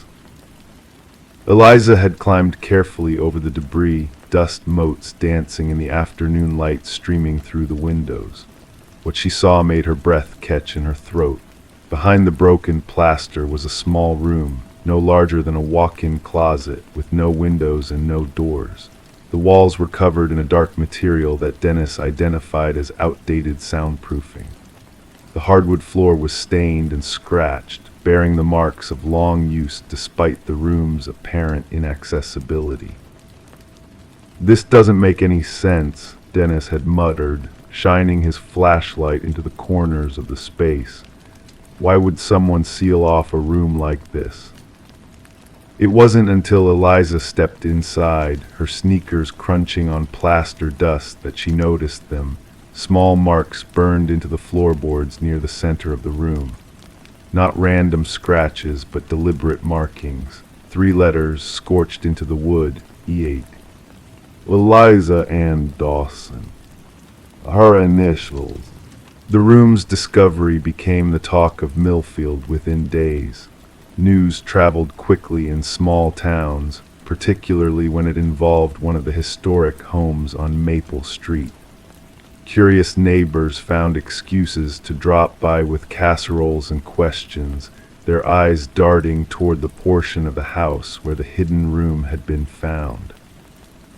Detective Lauren Reeves of the Millfield Police Department had been less interested in gossip and more concerned with facts when she visited 3 days after the discovery. A tall woman with prematurely gray hair and watchful eyes, she'd taken meticulous notes as Dennis explained how they'd found the room. "How long has this house been in existence?" she'd asked, running her gloved fingers along the edge of the soundproofing material. "Built in 1892, Eliza had answered. "It's had 7 previous owners that I know of. And the last owner was Margaret Hollies, the woman who died in 2020. Yes, she lived here for almost 40 years. Detective Reeves had nodded slowly, her gaze falling to the initials on the floor. And these match your initials exactly. Eliza had crossed her arms, suddenly cold despite the spring warmth. Yes, it's unsettling. I imagine so, Detective Reeves had murmured. Do you know when this room might have been sealed up? Dennis had stepped forward then. Based on the materials used in the wall, I'd say sometime in the 1970s. The electrical wiring running through that section dates to about that time. The 1970s, when Margaret Hollies and her husband Edward had first moved into the house, before Eliza had even been born. The initial investigation yielded few answers. Records showed that Edward Hollies had been a chemistry professor at the nearby community college until his death in 1989, heart attack, according to his death certificate. The couple had no children. Margaret had lived alone in the house for over 30 years before her fatal fall. There's no crime here that we can determine, Detective Reeves had told Eliza a week later. Unusual, yes, but having a hidden room isn't illegal, and the initials, well, they could be coincidental. But Eliza couldn't shake the feeling that something was wrong. She began researching the house's history, spending her evenings at the local library poring over old newspapers and property records.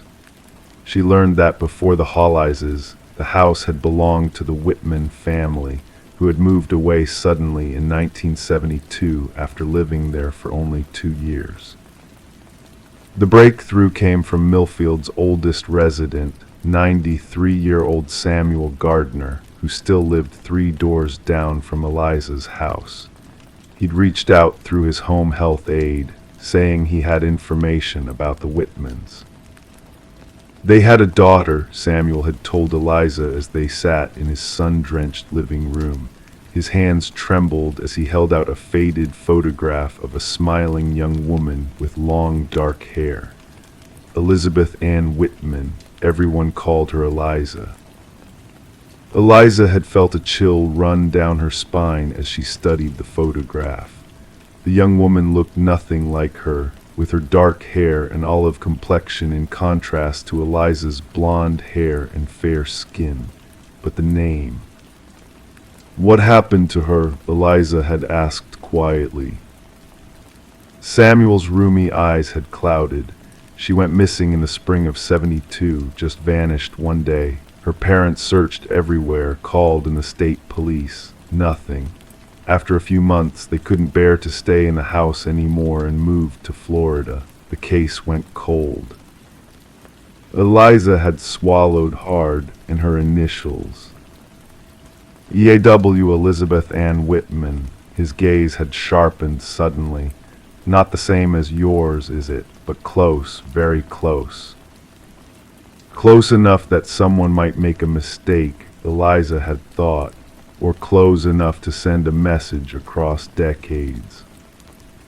The room was tested extensively in the weeks that followed. Luminol revealed no traces of blood. Ground-penetrating radar showed nothing unusual beneath the floorboards. The burns that formed the initials appeared to have been made with a small, controlled flame, perhaps a cigarette or soldering iron, but there was no way to determine when they had been created or by whom. Meanwhile, Eliza's research continued.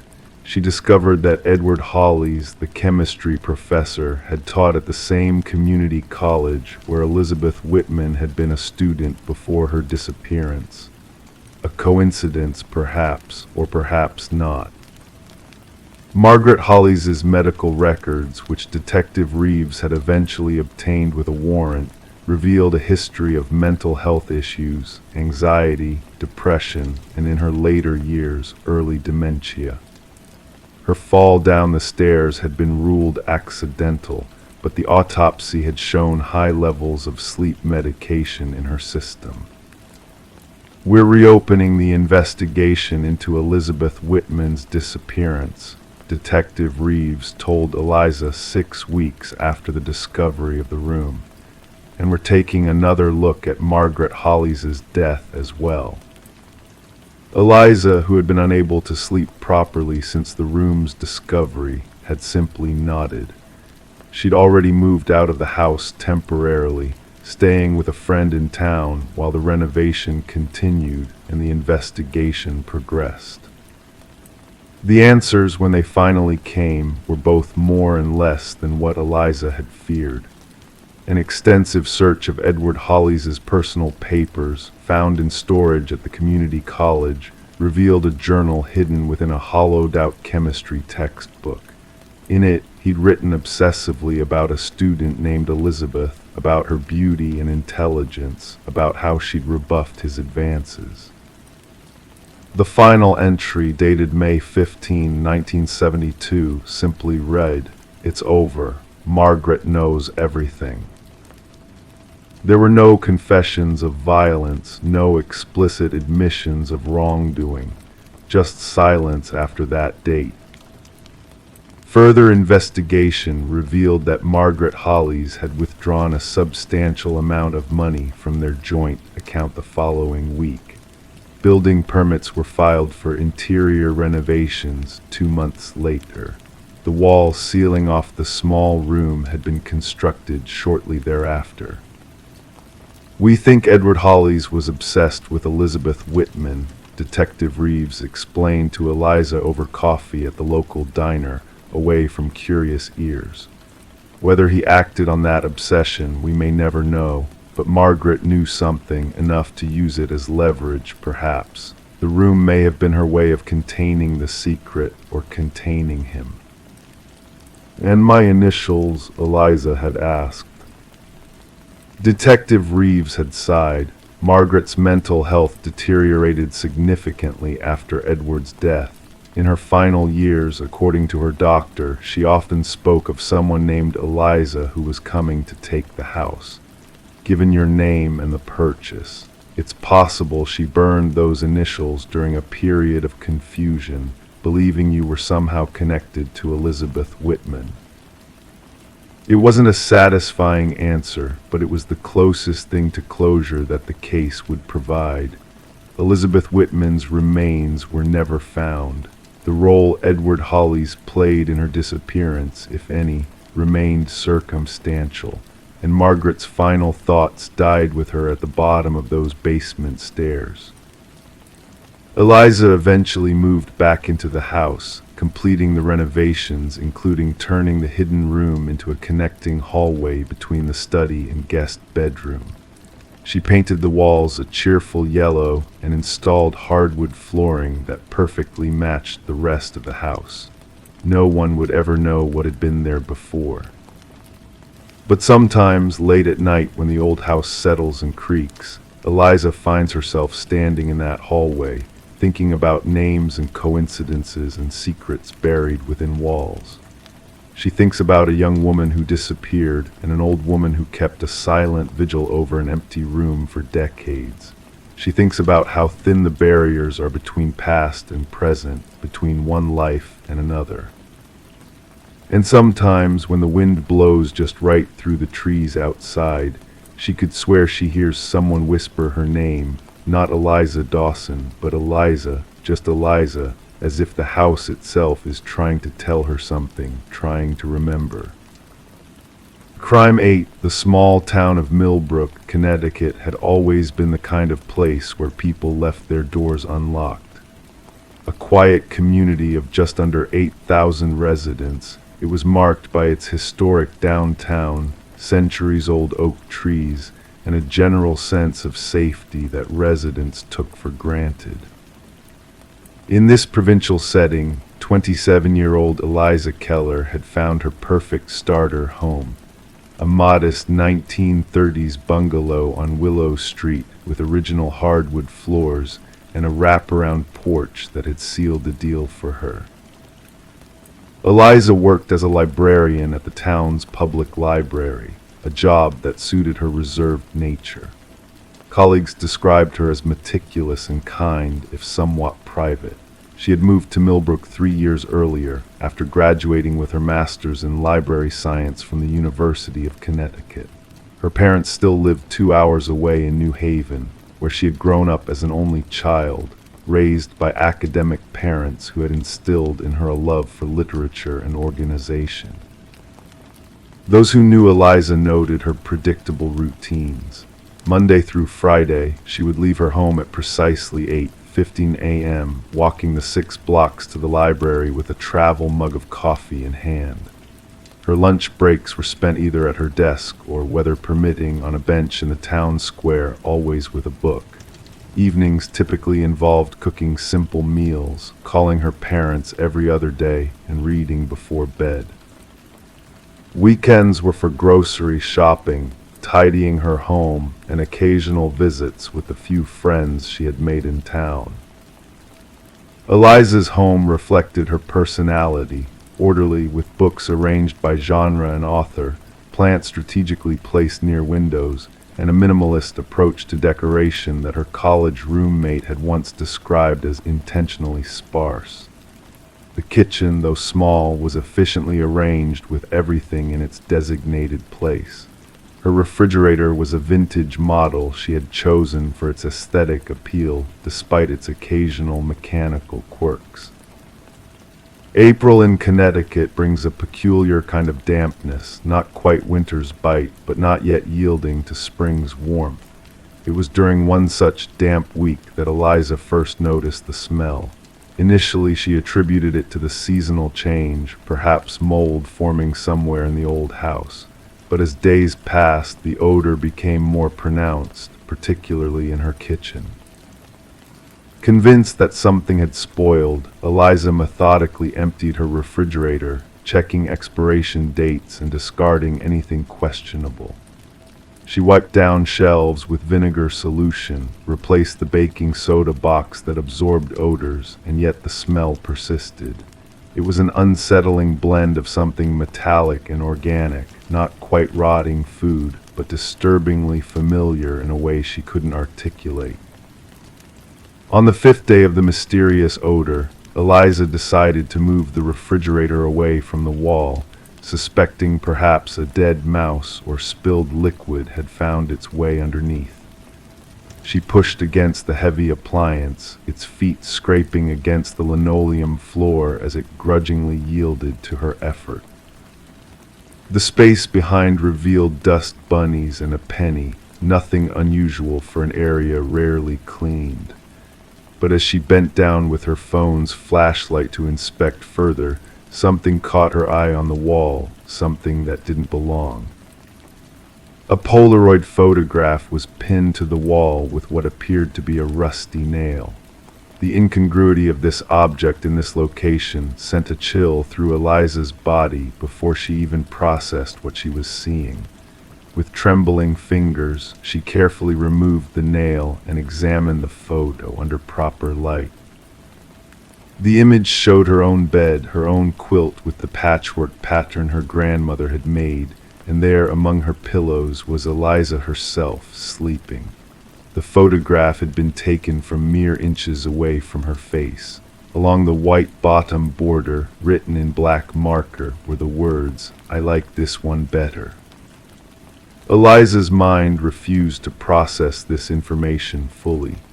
The implications were too horrifying. Someone had been in her home, in her bedroom, standing over her while she slept, taking photographs. And then they had hidden this evidence behind an appliance, secured with a nail as if marking territory. Her first instinct was to call the police, but before she could reach for her phone, another thought stopped her cold. When was this taken? How recent was this intrusion? The Polaroid had no date, and the lighting made it difficult to determine when in the past 3 years it might have been captured. The thought that someone could have been entering her home repeatedly made her stomach lurch. Detective Marcus Harris had seen many strange cases in his 15 years with the Millbrook Police Department, but the report filed by Eliza Keller struck him as particularly disturbing. Breaking and entering cases weren't uncommon, but the calculated nature of this one, The photograph, the message, the deliberate placement suggested something more psychologically complex than a typical burglary. Harris, a stocky man with prematurely gray hair and kind eyes that belied his sharp, investigative mind, asked Eliza the standard questions. Had she noticed anything missing? No. Any signs of forced entry? None. Recent changes to her routine or personal life? Nothing significant. Did she have any enemies or difficult relationships? She couldn't think of any. "The thing that bothers me," Harris explained as he carefully placed the Polaroid in an evidence bag, "is the wording. I like this one better. That suggests there are others." The search of Eliza's home revealed no additional photographs, no obvious hiding places where an intruder might have concealed themselves, no signs of disturbance beyond the photo behind the refrigerator. A forensic team dusted for fingerprints, finding only Eliza's throughout the house. The Polaroid itself yielded no prints, suggesting the photographer had worn gloves. In the following days, Eliza moved in with a colleague from the library, unable to face returning to her violated space. Detective Harris expanded his investigation, interviewing neighbors who reported nothing unusual. The only potential lead came from Mrs. Abernathy, an elderly woman across the street who mentioned seeing an unfamiliar service van parked on the block several times over the past month. "White van, no markings," she had told Harris. "I thought perhaps it was for the Hendersons' renovations, but it always seemed to be parked closer to the Keller house." Security cameras from the area were sparse. Millbrook hadn't felt the need for extensive surveillance, but footage from the gas station 2 blocks away confirmed a white van passing at unusual hours, always between 2 and 4 a.m. on multiple occasions. The license plate was obscured or missing in all footage. 3 weeks into the investigation, Eliza returned to her home accompanied by Detective Harris to collect more of her belongings. She had decided to put the house on the market, unable to imagine ever feeling safe there again. As they entered, Harris performed his now routine check of the premises, while Eliza headed to her bedroom to pack more clothes. Her scream brought Harris running. On her pillow lay another Polaroid, this one showing Eliza from the previous day, standing outside her colleague's home, looking worried as she checked her phone. The same handwriting across the bottom read, "Missing home yet." This new development shifted the investigation entirely. What had seemed like a one-time break-in now appeared to be ongoing stalking. Eliza was placed under police protection, and digital forensics experts were brought in to check her phone and computer for any signs of monitoring or tracking software. The breakthrough came from an unexpected source. The library's head administrator, reviewing security footage in response to Harris's inquiries, noticed something strange. A maintenance worker who had been contracted for the building's quarterly HVAC service was seen leaving the staff break room where Eliza's purse and phone had been left unattended. The timing coincided with a 15-minute period when all library staff had been called to an impromptu meeting. The maintenance company confirmed they had no scheduled service that day. When shown still images from the footage, Mrs. Abernathy identified the man as resembling someone she had seen near the white van. His name, according to the fake credentials he had used at the library, was Thomas Mercer. Background checks revealed no such person existed, at least not with the identifying information provided. But the image run through law enforcement databases returned a match. Leo Daniels, 42, who had served 8 years for stalking and breaking and entering in Rhode Island before being released on parole 3 years earlier. Around the same time, Eliza had moved to Millbrook. His last known address was in Providence, but he had stopped checking in with his parole officer 4 months ago. The connection to Eliza remained unclear until Harris discovered that Daniels had once been employed by the moving company that had relocated Eliza from Connecticut to Millbrook. Employee records confirmed he had been part of the 3-person crew that had packed and transported her belongings. A statewide alert was issued for Daniels and the white van. Police in 3 states joined the search, checking highways, rest stops, and known associates. Meanwhile, Eliza remained under protection, jumping at shadows and unable to sleep without medication. 5 days after the second Polaroid was discovered, a patrol officer in western Massachusetts reported finding an abandoned white van in a wooded area off Interstate 90. Inside, a disturbing tableau awaited investigators. The walls of the van had been converted into a shrine of sorts, covered with hundreds of Polaroid photographs, all of Eliza. Images of her walking to work, shopping for groceries, sitting in her living room reading, and dozens of her sleeping. They dated back 3 years, suggesting the surveillance had begun the very day he had helped move her belongings. Most disturbing was a calendar marked with specific dates when he had apparently entered her home while she slept, dozens of occasions with her none the wiser. The most recent entry was circled in red, "Final visit." The manhunt intensified. Eliza was moved to an undisclosed location with round-the-clock protection. Psychological profilers suggested that Daniels, having been discovered, might accelerate his plans rather than abandon them. His history showed an escalating pattern of obsession, and the final visit notation suggested a culmination of some kind. 3 tense days passed with no sign of Daniels. Then, on a rainy Tuesday morning, an officer stationed at Eliza's bungalow reported movement inside the supposedly empty house. Tactical teams surrounded the property, evacuating neighboring homes while establishing communication attempts. No response came from inside. When officers finally entered, they found Leo Daniels seated calmly at Eliza's kitchen table. In front of him lay a stack of new Polaroid photographs and a handwritten letter addressed to her. He offered no resistance during the arrest, his expression one of serene completion, as if some internal mission had been accomplished. The letter, later analyzed by forensic psychiatrists, revealed a delusional belief system in which Daniels had convinced himself that he and Eliza shared a profound connection unknown to her conscious mind. The final visit had not been intended as a threat but as a farewell. He had planned to leave the new photographs as a gift before disappearing from her life, believing his years of secret presence had somehow protected her.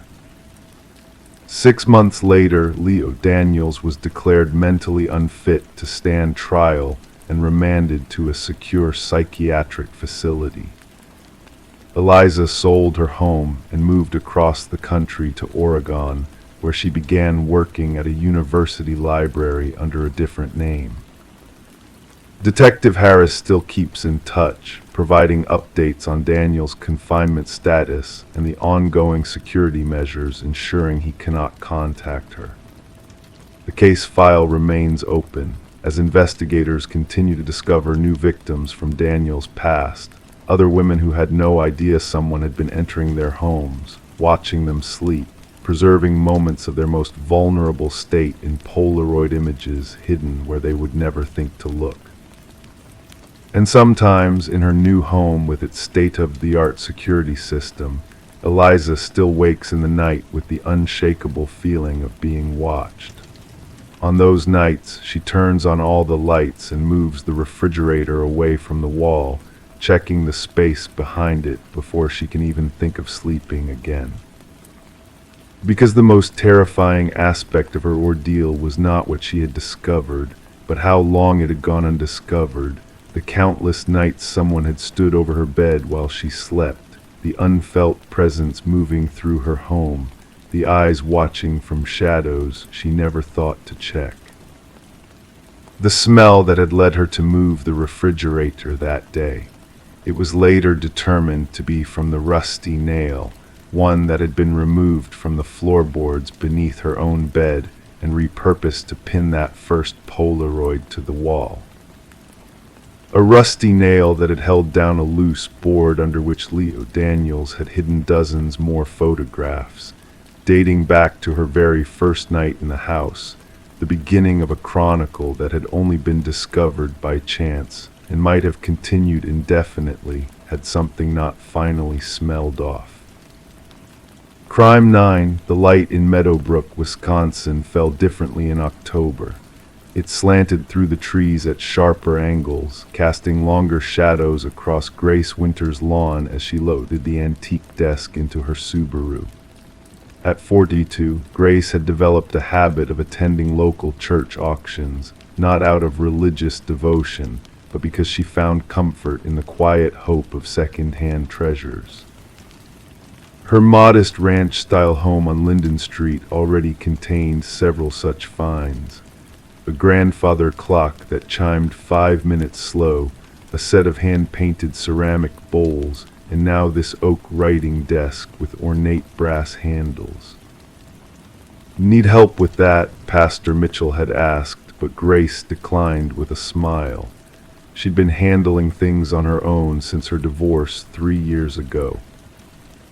The desk was heavier than it looked, solid oak with a rich patina that suggested decades of use. Grace had outbid Mrs. Donovan from the library by only $15. What had caught her eye wasn't the craftsmanship, though that was considerable, but rather something peculiar about the center drawer. While the auctioneer demonstrated that all compartments opened smoothly, the middle drawer had jiggled just slightly when pulled, as if something inside had shifted.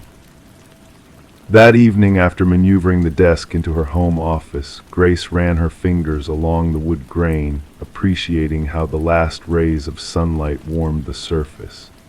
She tried each drawer systematically. Left side opened easily, right side the same, but the center drawer resisted. She pulled harder, feeling something block its path. "Come on now," she whispered, jiggling the drawer. The resistance suggested it wasn't locked, just stuck. The next morning, Grace called her neighbor Tom, who brought over a can of WD-40. "Probably just swollen wood," he said, spraying along the runners. "Old furniture does this. Give it a day." But by the weekend, the drawer remained stubborn. Grace became increasingly curious about what might be causing the obstruction. On Sunday evening, after grading papers for her high school English class, she decided more drastic measures were warranted. She wedged a letter opener along the seam and worked it back and forth until she heard a crack. The drawer slid open an inch, then stopped again. Grace peered inside with a flashlight. Something had been wedged against the back of the drawer, a small cassette tape in a clear plastic case attached to a yellowed envelope. With careful fingers, she extracted both items. The envelope contained a single index card with a message written in blue ballpoint pen, "Only play if you forget." The handwriting looked feminine but hurried, pressed deeply into the paper as if written with urgent purpose.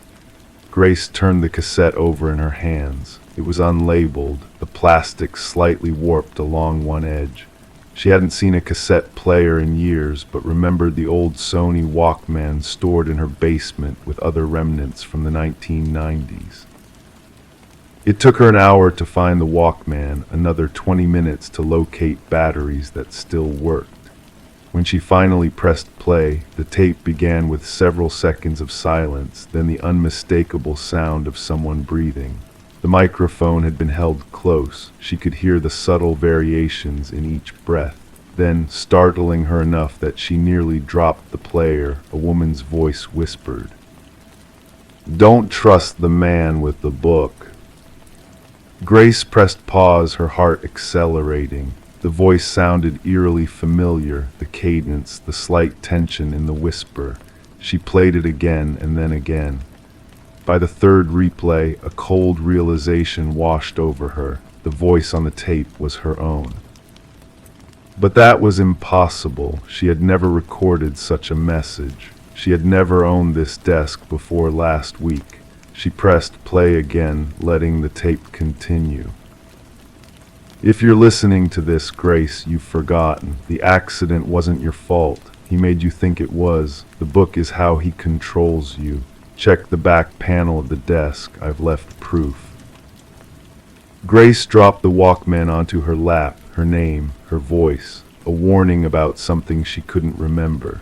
She sat motionless for several minutes, listening to the hum of her refrigerator in the kitchen, the distant sound of a car passing on her street. Everything normal except this tape that suggested something profoundly wrong with her reality. With trembling fingers, she examined the desk again, this time looking for a back panel that might conceal something. She found it after moving the desk away from the wall, a section of wood that seemed slightly different in color. When she pressed along its edges, it gave way, revealing a shallow compartment. Inside was a small leather-bound book and a newspaper clipping dated October 17, 2019, exactly 2 years ago. The headline read, "Local teacher injured in hit-and-run, driver still at large." The article described how Grace Winters had been struck while jogging along County Road 7, suffering a concussion and memory loss. The incident had been witnessed by a passing motorist who called 911 but couldn't identify the vehicle. Grace remembered the accident, of course. Dr. Henley had treated her for months afterward, the headaches, the confusion, the gaps in her memory that he assured her were temporary. He had given her the journal, the small leather-bound book, to record her thoughts and help restore her memory patterns. But according to the voice on the tape, her voice, Dr. Henley wasn't helping her at all. She opened the journal, flipping through pages filled with her handwriting. Daily entries described her recovery, her sessions with Dr. Henley, her gradual return to teaching. But tucked into the back cover was a photograph she didn't recognize, Dr. Henley standing beside a dark blue sedan with a damaged front fender. Grace called the police the next morning. Officer Diane Mercer arrived, a compact woman with attentive eyes who listened carefully to Grace's story. When she examined the photograph, her expression shifted from professional neutrality to concern. "We should talk to Sheriff Coleman about this," she said. "The hit-and-run case is still open." 2 days later, detectives searched Dr. Henley's home and office. They found the sedan hidden in a storage unit 3 towns over, its fender repaired but forensic evidence still present. They also found journals, dozens of them, belonging to other patients, all accident victims, all with memory issues.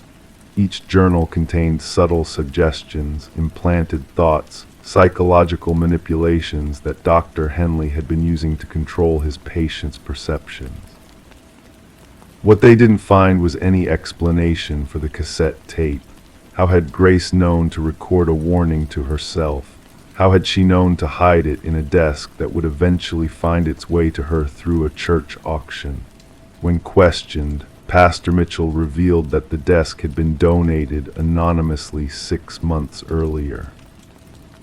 Dr. Henley was arrested and charged with multiple counts including assault, practicing psychological manipulation, and tampering with evidence. During his arraignment, he remained silent except for one cryptic statement: "She'll never remember the whole truth." Grace's memories never fully returned. The neurologist who replaced Dr. Henley explained that some memories, once lost, remain inaccessible. But sometimes in her dreams, Grace catches glimpses of something she can't quite grasp: a conversation, a realization, a plan formed in desperation when she discovered what her doctor was doing to her and others.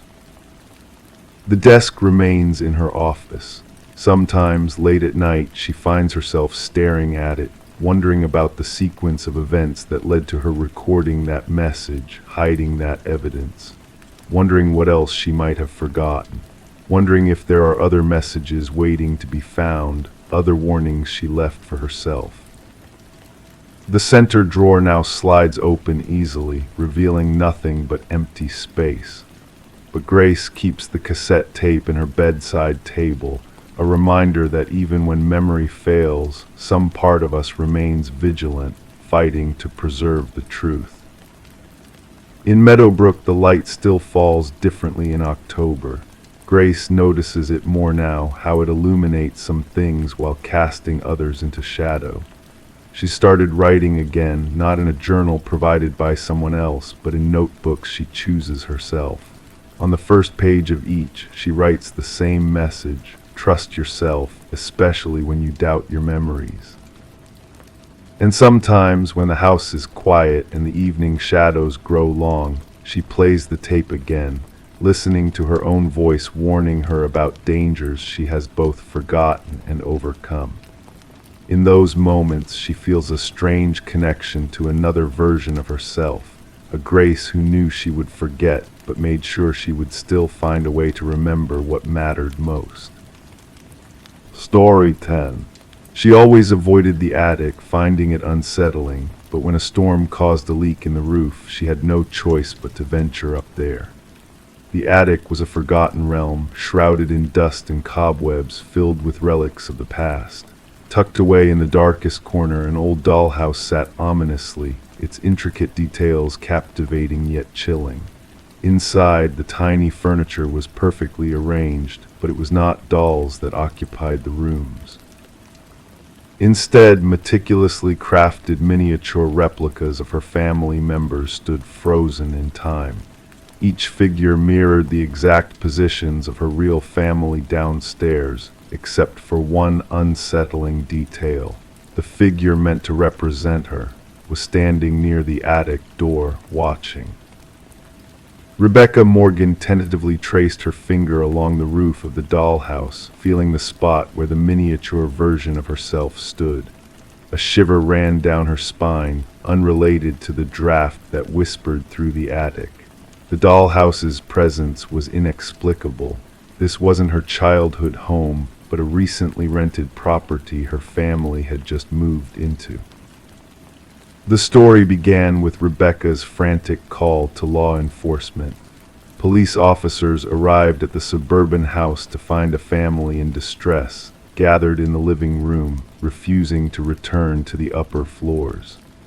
Detective Sarah Harmon, the lead investigator, initially brushed off their fears as a potential hoax or the product of an anxious family adjusting to a new environment. What struck Detective Harmon most was the attention to detail in the dollhouse. Each tiny figurine captured a unique trait of the family members: the father's thinning hair, the son's favorite hoodie, even the mother's small birthmark.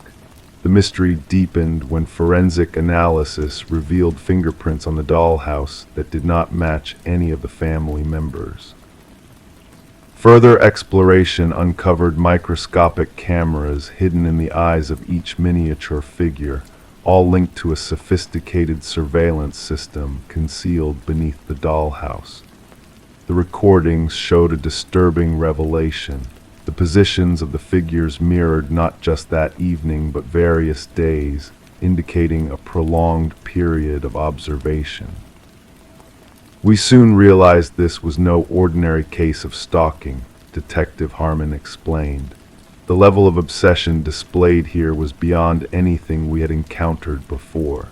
The investigation took a startling turn when a concealed entrance to the basement was discovered behind a false pantry wall.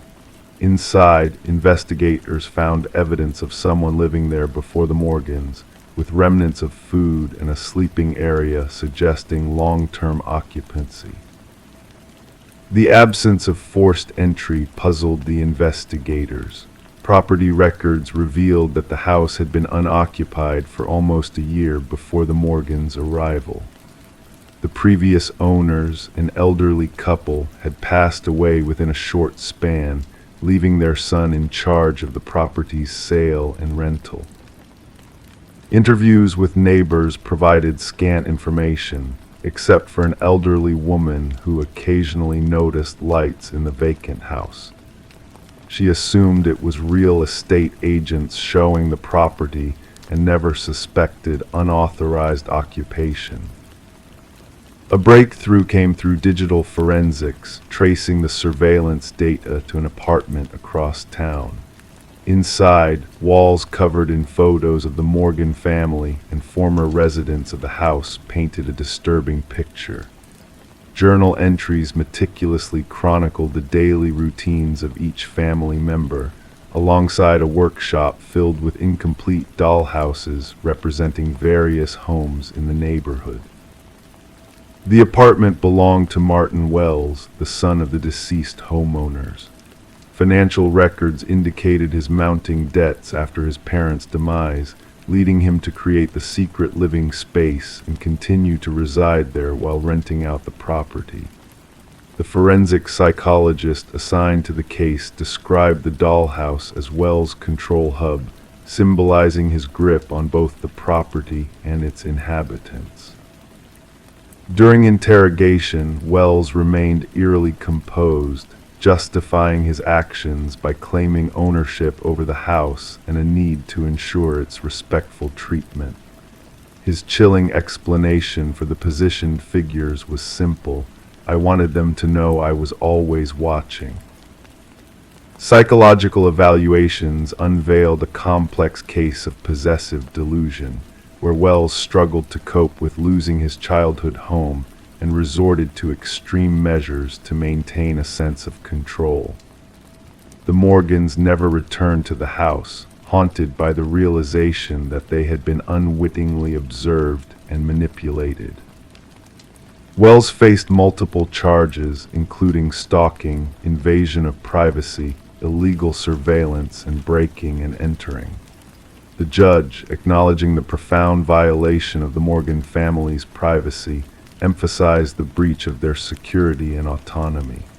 The case prompted a reevaluation of real estate disclosure laws and the obligations of agents to ensure the thorough vacating of properties. What unsettled criminologists the most was the potential duration of Wells' covert activities had it not been for Rebecca's discovery. Analysis of his journals hinted at a prolonged history of secretly inhabiting homes, creating miniature replicas of families he observed. The Morgans relocated far away, but Rebecca confessed to lingering feelings of being watched, leading her to rid their new home of all miniature figures. "Some days I still sense eyes on me," she confided. "I wonder if somewhere a tiny version of myself is being maneuvered in a dollhouse I have yet to uncover." Story 11. The apartment had sat silent for months, waiting for new life to stir its forgotten corners.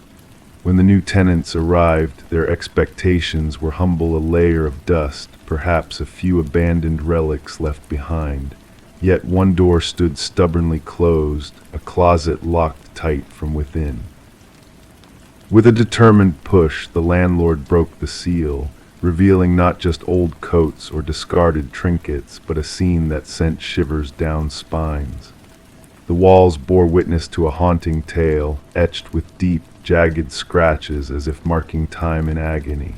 And in the shadows, an ancient flip phone lay dormant, its screen softly glowing with a single unread message. Detective Morgan Shaw, seasoned in unraveling mysteries, felt a chill creep along her skin as she surveyed the eerie scene. It wasn't the absence of blood or violence that unsettled her, but the silent screams echoing from those desperate marks, a silent plea for freedom. "Summon forensics immediately," she instructed her partner, Officer Reed, who diligently captured the haunting evidence on film, "and gather all records of the previous tenants." The message on the phone whispered cryptically, I know what you did."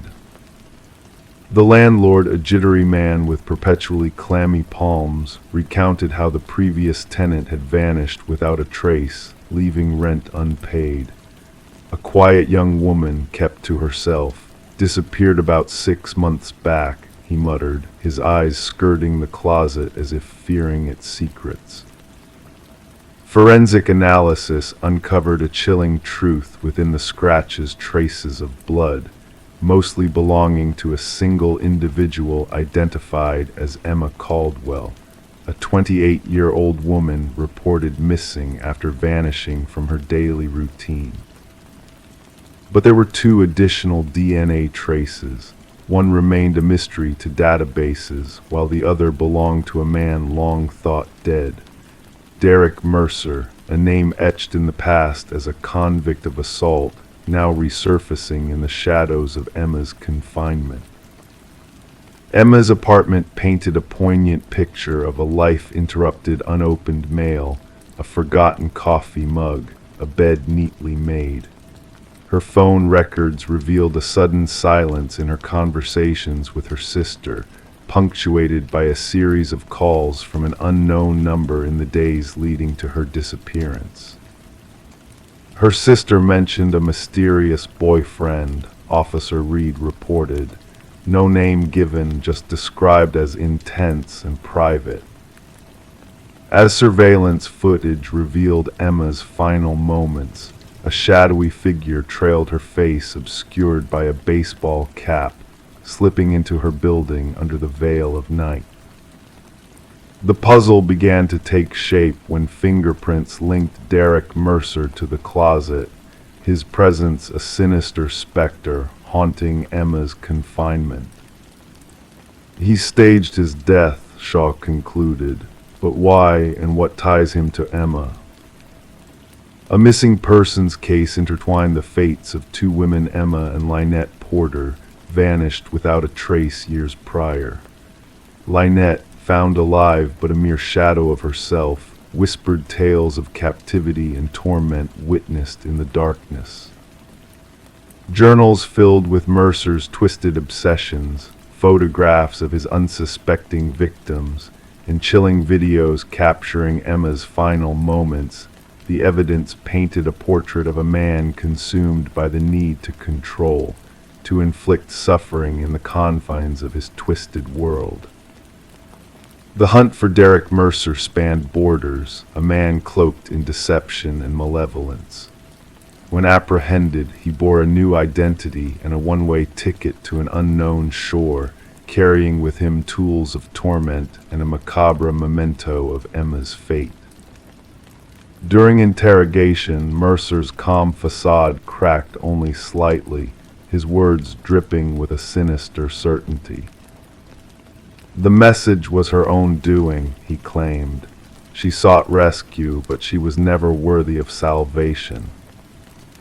The trial unraveled the elaborate facade Mercer had crafted, a web of deceit spun to ensnare unsuspecting victims in his web of darkness. And as the gavel fell, sealing his fate with a life sentence, Mercer's inscrutable smile hinted at a private satisfaction known only to him. In her powerful statement, Lynette Porter vowed to rise from the shadows, leaving Mercer to wither in his own darkness. The legacy of the case reshaped investigative practices, shining a light on the hidden shadows of missing persons cases. Detective Shaw, keeper of Emma's closet door, found solace in the reminder that sometimes the most haunting crimes are etched not in blood, but in the silent cries of those fighting for light in the depths of darkness. Story 12: The Enigmatic Intrusion. She wiped away the steam from the mirror, gazing at her reflection, her familiar features staring back at her. Yet a sense of unease crept in, a subtle feeling that something was amiss. In the corner of her eye, a fleeting movement caught her attention, a presence not her own. As she turned away, her reflection remained motionless, observing her every move with an unblinking gaze. Thus began the enigma of Rebecca Thorne, unfolding in the quiet confines of her modest apartment nestled in a serene suburban enclave. Known for her meticulous nature and solitary demeanor, Rebecca's life revolved around structured routines and meticulous precision. Her unassuming existence gave no hint that she would soon become entangled in a perplexing web of mystery that would bewilder investigators and cast a shadow over the community for years to come. The first signs of disturbance were subtle, easily dismissed as trivialities. Objects in her home seemed to shift inexplicably, a coffee mug on a different shelf, books rearranged, her toothbrush out of place. Initially attributing these anomalies to fatigue and long hours spent immersed in work, Rebecca brushed them off as insignificant quirks of her busy life. It wasn't until a series of peculiar events escalated that Rebecca reached out to Detective Marion Shaw, the first thread in a tapestry of enigma that would unravel before their eyes. Shaw, initially skeptical of the seemingly innocuous complaints, noted the absence of tangible evidence of wrongdoing. Yet a sense of disquiet lingered, a feeling that something unseen lurked beneath the surface of Rebecca's reality. The pivotal moment arrived with the bathroom mirror incident, a chilling revelation that shattered any semblance of normalcy. Describing the unnerving experience to the authorities, Rebecca recounted how her reflection appeared to move independently, a haunting specter that mirrored her every action with eerie precision. Armed with evidence from a security camera pointed at her front door, the truth unfurled in a chilling revelation captured on grainy footage, a doppelganger, a perfect replica of Rebecca, entering her abode while she was miles away at her workplace. Detective Shaw, confronted with the inexplicable duality before her, delved into a labyrinth of deception and obsession. Fingerprints traced back to Rebecca alone, no foreign DNA to be found, neighbors oblivious to the sinister facsimile lurking in their midst. As Rebecca's reality unraveled, the subtle disturbances in her sanctuary escalated, a journal chronicling the subtle shifts in her surroundings, inexplicable disappearances, and unsettling intrusions into her privacy.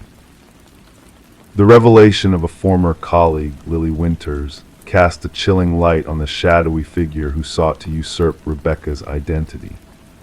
Dismissed for erratic behavior, Lily's fixation on Rebecca bordered on obsession, culminating in a disturbing revelation within the confines of her own dwelling, a shrine dedicated to Rebecca, a meticulous replication of her life, meticulously documented in photographs, wardrobe duplicates, and eerie mimicry captured on film.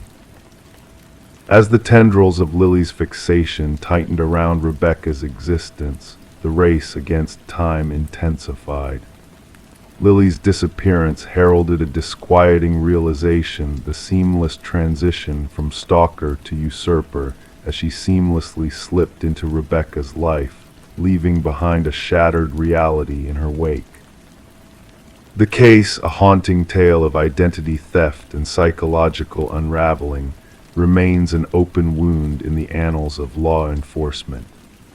Rebecca Thorne, now veiled in anonymity, guards her newfound identity with vigilance, a ghost of her former self haunting the memories of those who bore witness to the enigmatic intrusion that nearly erased her existence.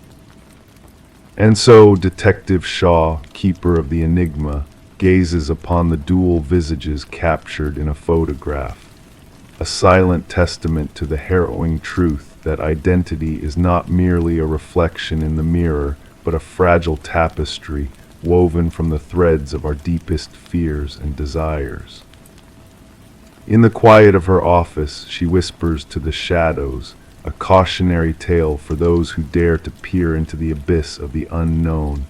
Beware the one who covets your reflection, for in their quest to become you, they may lose themselves in the darkness. Story 13. In the quiet of a suburban neighborhood, a mysterious package arrived for Sarah Miller. Unmarked, it held a single brass key, its surface worn smooth by time's touch. Sarah, a retired teacher, felt a strange familiarity with the key, though she couldn't place it. Testing it in every lock she owned, she found no match. Perplexed, she set it on her coffee table, where the old grandfather clock in the hallway stirred to life with a solitary, eerie chime, despite its long silence. Alerted by the unsettling event, Sarah contacted the authorities, reporting the oddity of the key's arrival. Initially, the responding officer brushed off her concerns as a simple mistake, a key sent in error. But Sarah's unease persisted, a nagging feeling that something was amiss. Reluctantly, the officer took the key as evidence, placing it in a small evidence bag, an action that would set in motion a chain of events, unraveling the tranquility of the neighborhood. Detective Robert Harmon, a seasoned investigator with a knack for sensing the gravity beneath the surface of seemingly innocuous incidents, was assigned the case. The brass key sat on his desk, unassuming yet oddly disquieting. Delving into Sarah's background revealed a life free of criminal entanglements, a widow, a mother, a teacher, with no hint of suspicious activity. Forensic analysis turned up little, save for Sarah's own fingerprints on the key. The envelope offered no clues, bearing only a generic postmark. The key itself, a common Schlage, bore the marks of age and use, hinting at a past unknown. A breakthrough came when Harmon decided to run the key's unique pattern through the department's database. An old case, 7 years cold, surfaced a storage unit linked to a grisly discovery of blood-stained carpet, tools, and images of women, their faces hauntingly familiar yet unidentified. The original investigation had hit a dead end, the perpetrator elusive. Intensifying the probe, Harmon uncovered a connection to a former neighbor of Sarah's, a man named Harold Jenkins, now vanished without a trace. Jenkins, a shadowy figure with a shrouded past, had once roamed the same streets as Sarah, leaving behind a trail of suspicion and dread. As the investigation deepened, a macabre truth began to emerge. Jenkins, the elusive recluse, had meticulously cataloged his victims with engraved brass keys hidden beneath the cabin floorboards. The keys, each representing a life extinguished, whispered of horrors long concealed. A nationwide manhunt ensued, with Jenkins eluding capture until a final, fateful encounter in a remote wilderness. In a last act of defiance, he took his own life, leaving behind a journal chronicling his atrocities and a chilling message for Sarah, a reminder of his unseen presence in her life. The keys, silent witnesses to unspeakable acts, now rest in an evidence locker, a haunting reminder of the darkness that can lurk behind a facade of normalcy. And Sarah, forever changed by the brush of evil that touched her world, remains a symbol of resilience in the face of unfathomable horror. As night falls and the world drifts into slumber, remember that even in the stillness, echoes of the past can stir, revealing the shadows hidden within the depths of the human soul. And as you drift into dreams, may the key to unlocking peace and safety be forever within your grasp. Story 14. The new owners found the anomaly in their old intercom system intriguing, how it crackled mysteriously late at night. A relic of the past, forgotten yet somehow still alive. Then one evening the husband impulsively pressed the button, and a faint whisper crackled through the speaker, sending shivers down his spine. "Why did you come back?" the voice murmured, a question hanging in the air like a ghostly echo. Startled, he stepped back, his hands trembling. His wife, observing from behind, denied ever uttering those words. The Victorian manor, embraced by ancient oak trees, stood as a blend of old charm and modern comfort.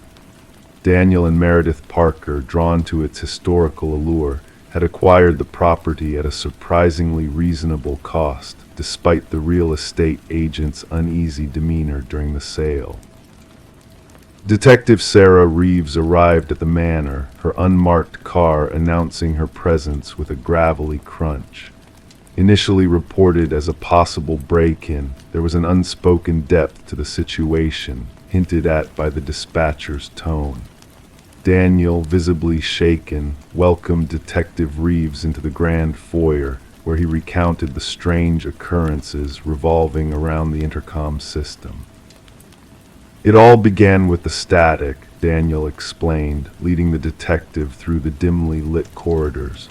Then came the whispers and eventually full sentences. My wife thought I was losing my mind until she experienced it too. In the living room, Meredith sat rigid on an antique sofa, her hands tightly gripping a mug of untouched warmth. Without preamble, she disclosed the revelation that unfolded behind a newly dismantled wall. Daniel wanted to expand the pantry, and that's when we found it, she began, her voice faltering. Concealed within the wall was a deteriorating journal wrapped in ancient plastic. Detective Reeves, adorned in gloves, gingerly unfolded the brittle pages, revealing the elegant yet frantic script of Alina, the journal's previous keeper. Alina's entries unveiled her growing fear of Vincent, her husband, and his malevolent intentions. The last entry dates back 30 years, Daniel added, shedding light on the disappearance that followed. Further investigation confirmed the existence of Vincent and Alina Blackwood, the former owners of the manor. Records indicated Vincent's prompt sale of the house after Alina's alleged departure, with no trace of her whereabouts thereafter. A meticulous search of the property uncovered anomalies beneath the garden shed's concrete foundation. As the concrete yielded to the investigators' persistence, the truth emerged in the form of a woman's skeletal remains. Forensic analysis pointed to blunt force trauma to the skull, with a poignant detail a gold wedding band inscribed with "To Alina, my eternal love." Vincent Blackwood, now aged and residing in a care facility, acknowledged the charges with a chilling calmness. She wouldn't cease her chatter, Vincent confessed, his tone sending shivers down Detective Reeves' spine. He elaborated on the elaborate deception he had orchestrated, painting a false narrative of Alina's departure, even sending forged postcards from imaginary locations. Vincent's confession unraveled the web of deceit he had spun, revealing his wife's tragic fate and his decades-long charade. The trial swiftly concluded with Vincent's guilty plea to the heinous crime. The judge, recognizing the meticulous planning and prolonged deception, delivered a stern sentence. Daniel and Meredith, unable to bear the weight of the house's dark past, eventually sold the property. Before bidding farewell, they held a poignant memorial for Alina in the restored garden. The intercom system, now stripped away by the new owners during renovations, emitted whispers and static during its removal, a lingering echo of the past. Detective Reeves revisited the Blackwood case file, closing it with a somber reflection on the house's hidden secrets. The justice system had caught up with Vincent, thanks to Alina's silent plea for justice. The tale became legend among local law enforcement, known as the house that answered back. Occasionally, Detective Reeves would pass by the manor on her way home, the window cracked open just enough to catch any whispers carried by the wind, a silent homage to Alina's enduring presence. Story 15. The aged box lay hidden beneath layers of forgotten belongings in the attic, a relic of the past owners of the house. Among the faded Polaroids of joyous occasions, there was one that stood out to Rebecca. In the photograph, a family she didn't recognize sat in her living room, smiles frozen in time. Yet in the shadows behind them lurked a mysterious figure, a man observing with an intensity that sent shivers down her spine. As she examined the photo, a sense of unease crept over her, making her hands tremble and the edges of the picture vibrate slightly. Descending the creaking wooden stairs, Rebecca felt the weight of the house pressing in on her, suffocating her with its unfamiliarity. Placing the photograph on the kitchen counter, she scrutinized it under the harsh light, noting the uncanny resemblance of the setting to her own home, yet the people in the image remained strangers. Detective Morgan arrived, his weathered leather jacket telling tales of past investigations. With keen eyes that missed nothing, he studied the photograph with a methodical gaze. Turning it over, he searched the blank back before inquiring about the previous owners, the Nelsons. Rebecca confessed her lack of knowledge, explaining they had moved out of state before she bought the house. The investigation unfolded quietly, revealing a pattern of families who had resided in the house before disappearing without a trace. The Sutherlands, the family in the photograph, had vanished into thin air, leaving behind unanswered questions and a sense of foreboding. Forensic analysis dated the photo back 15 years, uncovering eerie details that hinted at a staged setting. As the search deepened, a former mail carrier identified the family as the Sutherlands, who had lived in the house briefly before vanishing mysteriously, much like the families before them. The investigation led back through the house's history, unearthing a dark trail of disappearances spanning decades. Beneath the basement floor, the truth lay buried, hidden beneath layers of concrete and soil. The missing families were found, their silent forms preserved in the earth, along with a camera that had captured their unknowing smiles. The house became a crime scene, its secrets laid bare but still leaving unanswered questions lingering in the air.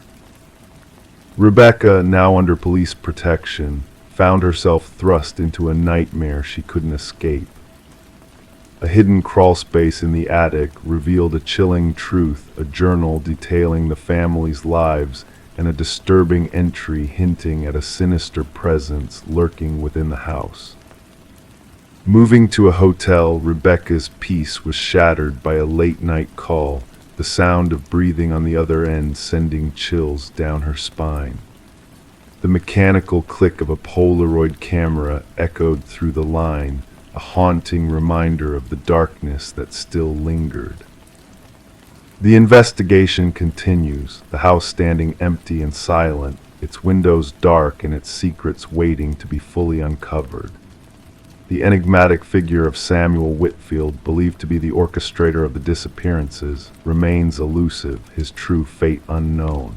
And in the shadows, new families are being watched, new homes observed, as the legacy of the man in the photograph lives on, casting a chilling presence over all who dare to seek the truth. Story 16. The motel stood with a tired air, a relic of a forgotten era where time seemed to linger a bit longer. Guests passed through its doors fleetingly, their shadows only briefly touching the worn carpets and faded wallpaper. The receptionist's eyes held a hint of mystery as he handed her the key, a silent warning lingering in his gaze. Just avoid the last door on the left, his voice barely above a whisper, a shiver dancing down her spine. That night the hallway stretched out before her in a hazy glow, the dim lights casting long shadows that seemed to dance with unseen whispers. She found herself drawn to the forbidden door, its handle chilling her fingers as she reached out. The wood was weathered, the paint peeling slightly, yet nothing outwardly peculiar. Pressing her ear against it, she heard a soft, rhythmic breath, as if the room itself was alive with secrets.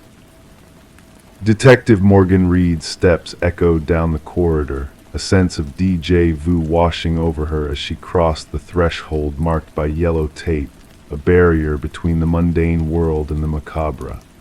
The metallic tang of blood tainted the air, a familiar scent that spoke of tragedy. The room held its secrets close, a silent witness to the violence that had shattered its tranquility. A young woman lay motionless on the floor, her features frozen in a mask of eternal surprise. Reed knelt beside her, the weight of the moment heavy in the stillness. The forensic technician moved methodically around the room, capturing the scene in stark photographs, each click a heartbeat in the silence. "This is the third one," his voice a monotone recitation of grim facts. Reed nodded, her mind already piecing together the puzzle laid out before her. The victim, elegant in death, seemed out of place in the dingy surroundings, a life extinguished in a place where hope had long since faded. Back at the station, the walls whispered with the names of the fallen, their faces haunting the room with silent accusations. 3 women, 3 lives intertwined by the thread of a merciless killer. The community held its breath, waiting for answers that seemed to slip through their fingers like smoke. "The autopsy is conclusive," Detective Hayes' voice broke through the haze of information, laying bare the stark reality of death by strangulation. Reed's gaze flickered over the evidence, a sense of unease settling in her bones. This was no random act of violence, this was a calculated dance of darkness. Days turned into weeks as the investigation delved deeper, pulling at the threads of the victim's life. Elaine Werner's story unfolded in bits and pieces, a mosaic of secrets and shadows. A man known only as C cast a long shadow over her final days, a phantom presence in her life. The search led Reed to Charles Emerson, a man of polished words and practiced smiles. His alibi held firm, his facade unyielding in the face of scrutiny. Yet beneath the surface, a storm brewed, a tempest of guilt and fear swirling in his eyes. Fate twisted its path when evidence linked Emerson to the crime, his carefully constructed world crumbling like a house of cards. The truth emerged in stark clarity, painting a portrait of a man consumed by darkness, a predator in the guise of a respectable figure. In the courtroom, the weight of justice fell upon Emerson's shoulders, his stoic demeanor a mask for the void that lay within. Reed watched as he was led away, a fleeting glimpse of emptiness in his gaze, a chilling reminder of the darkness that lurked beneath the surface of humanity. The door on the left case closed with finality, yet for Reed, the echoes of that night lingered in the shadows of her mind. The keys to the motel room remained locked away, tangible reminders of the horrors that had unfolded behind that forbidden door. As she walked down hotel corridors in the quiet hours of the night, Reed found herself counting doors, wondering what secrets lay hidden behind each one. The ghosts of the past whispered in the stillness, a reminder that some doors once opened can never truly be closed again. Story 17, the town held its breath, never speaking of the house at the edge of the woods. It loomed in solitary silence, its windows like darkened eyes, its porch weary from the weight of time. No one laid claim to it, no one could recall its builder. Yet when a band of wanderers strayed too near, they beheld a peculiar sight, names etched into the wooden walls, carved deep as ancient secrets. And at the end of the list, crisp and untouched, a name unknown to all. Until a whisper broke the stillness, quivering with fear, "That name is mine." Under the cloak of night, a call came in, a routine report of trespassing. The voice on the line belonged to Mason Wright, the lead wanderer who found his name etched into the forsaken dwelling.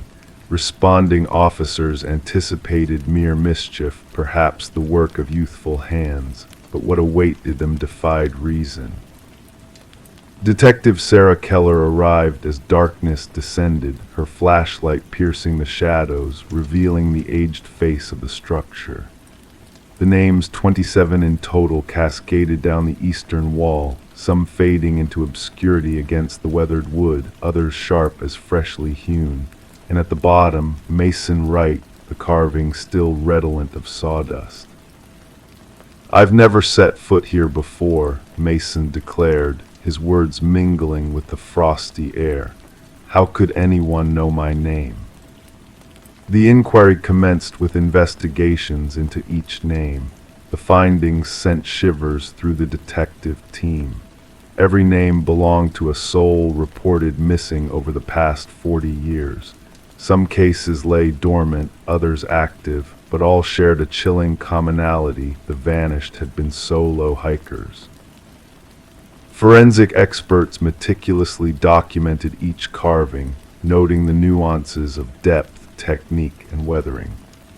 The oldest name, Rebecca Hansen, aligned with a missing persons file from 37 years past, a tale of a young woman who ventured into the woods and never returned, leaving behind only a solitary boot by a stream. Detective Keller probed Mason's story exhaustively. His account remained unwavering. He bore no ties to the area save for this fateful hike with 4 college comrades. They had chosen the trail on a whim, guided by an online suggestion. Nothing in Mason's past linked him to the other names adorning the wall. The focus of the investigation shifted to Mason's companions. Emily Chen, the group's photographer, presented snapshots from their trek.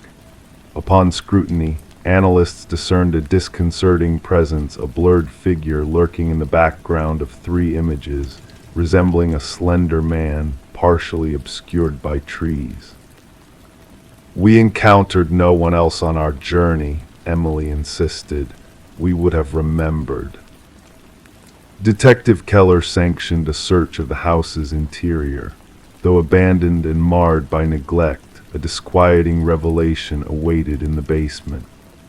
The possessions of the vanished hikers were arranged meticulously on shelves: watches, backpacks, cameras, wallets, each item tagged with a name from the exterior wall. Technicians cataloged each piece with precision. Beneath the ultraviolet glow, patterns of blood emerged on the concrete floor, remnants of attempts to erase the evidence. Despite scans revealing no subterranean remains, cadaver dogs signaled insistently at the rear of the property, where the forest loomed densest. As the scrutiny escalated, Detective Keller noted a shift in Mason Wright's demeanor. He reported peculiar incidents, whispers in the night, fresh footprints leading to his door, spectral figures observing him from the streets. Protective measures were enacted, yet Mason's paranoia escalated. A breakthrough emerged with the unearthing of land records from county archives. The house had been owned by a recluse named Victor Blackwood.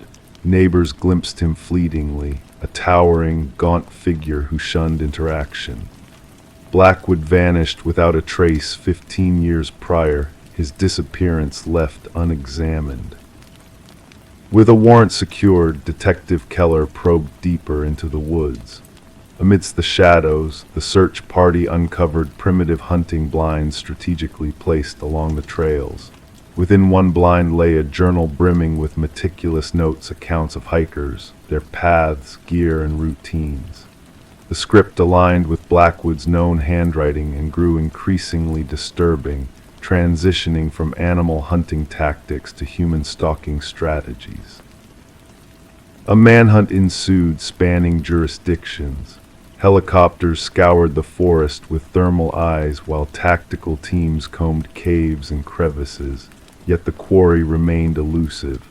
Mason Wright fell silent, his apartment deserted when officers arrived, save for a chilling inscription in his chamber: "The hunter becomes the hunted." The pursuit of Mason bore no fruit in the ensuing weeks, but during a secondary sweep of Blackwood's abode, forensic technicians unearthed a grim revelation. Concealed behind a false panel in the basement lurked a workshop, tools of woodworking, jars of preservatives, and a freshly carved piece of wood bearing a new name belonging to the chief forensic examiner who had probed the house initially, now mysteriously absent. A vigilant watch encircled the house, surveillance systems primed. 3 nights later, sensors stirred to life. Cameras captured a figure emerging from the shadows, unnaturally tall and slender, moving with an eerie grace. As tactical units advanced, the cameras faltered, only to reveal the figure vanished upon restoration. To this day, the house remains under constant watch. Mason Wright and the Examiner elude discovery. The search persists, with fresh resources allocated as vanishings echo in other wooded realms. The names upon the wall have become a macabre legend among lawmen. Some dare not utter them aloud, others shun the case entirely. And local hikers steer clear, fearful that mention of the house may inscribe their names upon that dreadful list, the names unspoken. Story 18. The gentle current whispered secrets as it flowed that tranquil morning, caressing the glassy, still water. The fisherman's boat drifted lazily, almost lulled to sleep by the rhythmic sway. It was then, amidst the peacefulness, that he spied something unusual, a suitcase floating near the edge of the shore. At first glance, it seemed like a forgotten piece of trash, perhaps discarded by careless hands. But as he drew nearer, a pungent odor assaulted his senses, thick, suffocating, impossible to ignore. The case was ensnared in chains, its once shiny edges now corroded by time and exposure to the elements. When the authorities pried it open, they were met with a chilling sight: not clothes, as expected, but strands of hair, fingers frozen in a haunting grip, and at the very bottom, a cryptic message: "This isn't the first." Detective Sarah Mercer arrived at the scene, her presence a shadow in the midst of the grim tableau. The victim, a woman in her mid-30s, lay still upon the shore, her dark hair now tangled and her once pale skin marred by the water's embrace. The meticulous medical examiner worked with silent precision, capturing every detail before the body was tenderly lifted away. But what struck Mercer most profoundly was not the manner of disposal, but the eerie sense of care that surrounded the victim: manicured nails, freshly styled hair, clad in luxurious attire. She was not simply discarded here, Mercer mused, her gaze following the gentle lapping of the water against the muddy bank. She was prepared, presented. The victim was identified as Catherine Walsh, a successful real estate agent renowned for her expertise in selling high-end properties. Divorced, childless, she led a solitary life in an upscale neighborhood. Colleagues spoke of her ambition, her meticulous nature, her penchant for privacy. Her disappearance had been reported by her concerned assistant, who emphasized the importance of a crucial showing that Catherine had inexplicably missed the sale that promised to be her most lucrative yet. Investigators delved into Walsh's meticulously curated world, her modernist home a shrine to order and perfection. Designer furniture stood as though frozen in time, every surface immaculate and untouched. The refrigerator held neatly arranged meals, labeled by the day. Her closet revealed a rainbow of clothing, shoes nestled in protective coverings. Yet in her home office, a singular anomaly, a slightly ajar drawer, revealed a leather-bound journal. The final entry hauntingly declared, "He's watching again, same car, different plates." As digital breadcrumbs led the investigation deeper, a pattern emerged from Walsh's email: a flood of messages from unknown sources, all bearing the ominous phrase, "I see your perfection." Each missive sent at precisely the same time on different days. Her online searches hinted at a growing unease, a quest for security measures, for protection against an unseen threat. Mercer pieced together these fragments, drawing a chilling portrait of a meticulous predator. "Our killer is deliberate," she whispered to her partner. "This was no crime of passion. This was a carefully orchestrated ritual." The breakthrough arrived unexpectedly, a shard of light in the encroaching darkness. A local pawnshop owner recognized Walsh's distinctive emerald necklace among the missing items. The culprit, a familiar face in an unremarkable guise, Michael Linden, a quiet maintenance worker with a penchant for lurking in the shadows. Surveillance footage unveiled his repeated visits to Walsh's building, his presence weaving a sinister tapestry of obsession and possession. In Linden's humble abode, the walls whispered tales of his twisted fixation, photographs of Walsh and others, all sharing a haunting resemblance, all captured without consent. Some faces defaced with crimson slashes. Walsh stood as a central figure among them, the third in a macabre series.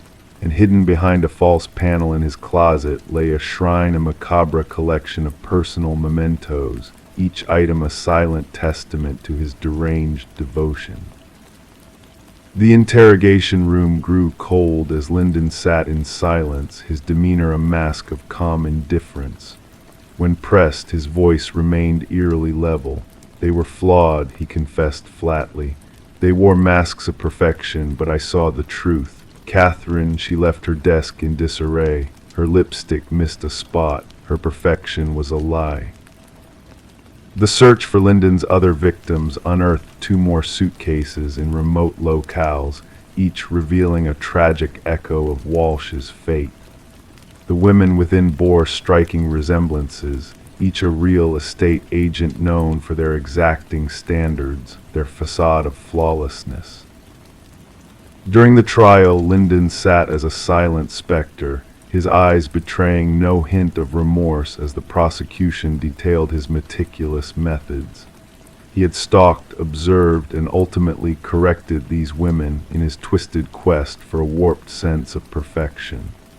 The judge's gavel fell, sealing his fate with a sentence of life imprisonment, devoid of any chance for redemption. For Detective Mercer, the case was closed, the chapter concluded. Yet in the stillness of the precinct, amidst the hushed whispers of justice served, questions lingered like shadows in the night. What inner demons drove Linden to seek out these women, to impose his twisted vision of perfection upon their unsuspecting lives? What fractured mirror reflected back at him through their eyes? The river continued its timeless journey, its waters carrying away all traces of the tragedy that had unfolded upon its banks. But in the quiet of Mercer's office, amid the flickering lamplight, lay the chilling reminders of a darkness that dwelled behind closed doors. A reminder that in the tapestry of seemingly ordinary lives, threads of malevolence could weave their web undetected. And that sometimes the most insidious predators were those who walked among us, their eyes fixed on a singular flaw, waiting for the mask of perfection to slip. Story 19. The tale of the mysterious house unfolded slowly, like a whispered secret in the dead of night. Michael and Sarah Klein, the unsuspecting new tenants of the Victorian-era home, never anticipated the secrets hidden within its walls. It all began with a simple water stain, a subtle mark on the bedroom wall that beckoned them to peel back the layers of time. As Sarah delicately uncovered the hidden layers of wallpaper, a name emerged: Alina Winters, scrawled in ink with a sense of urgency that sent shivers down their spines. Who was this Alina Winters, and why was her name etched so fervently across the wall? Their quest for answers led them down a winding path of discovery. A missing persons case from decades past resurfaced, intertwining the lives of Alina Winters and the enigmatic Margaret Cavendish, the woman who had sold them the house.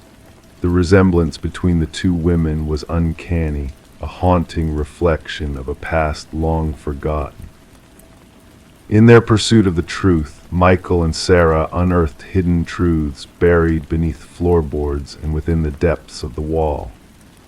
A tangled web of identities emerged, revealing a chilling connection between Alina Winters and a psychiatric patient named Rebecca Eldridge.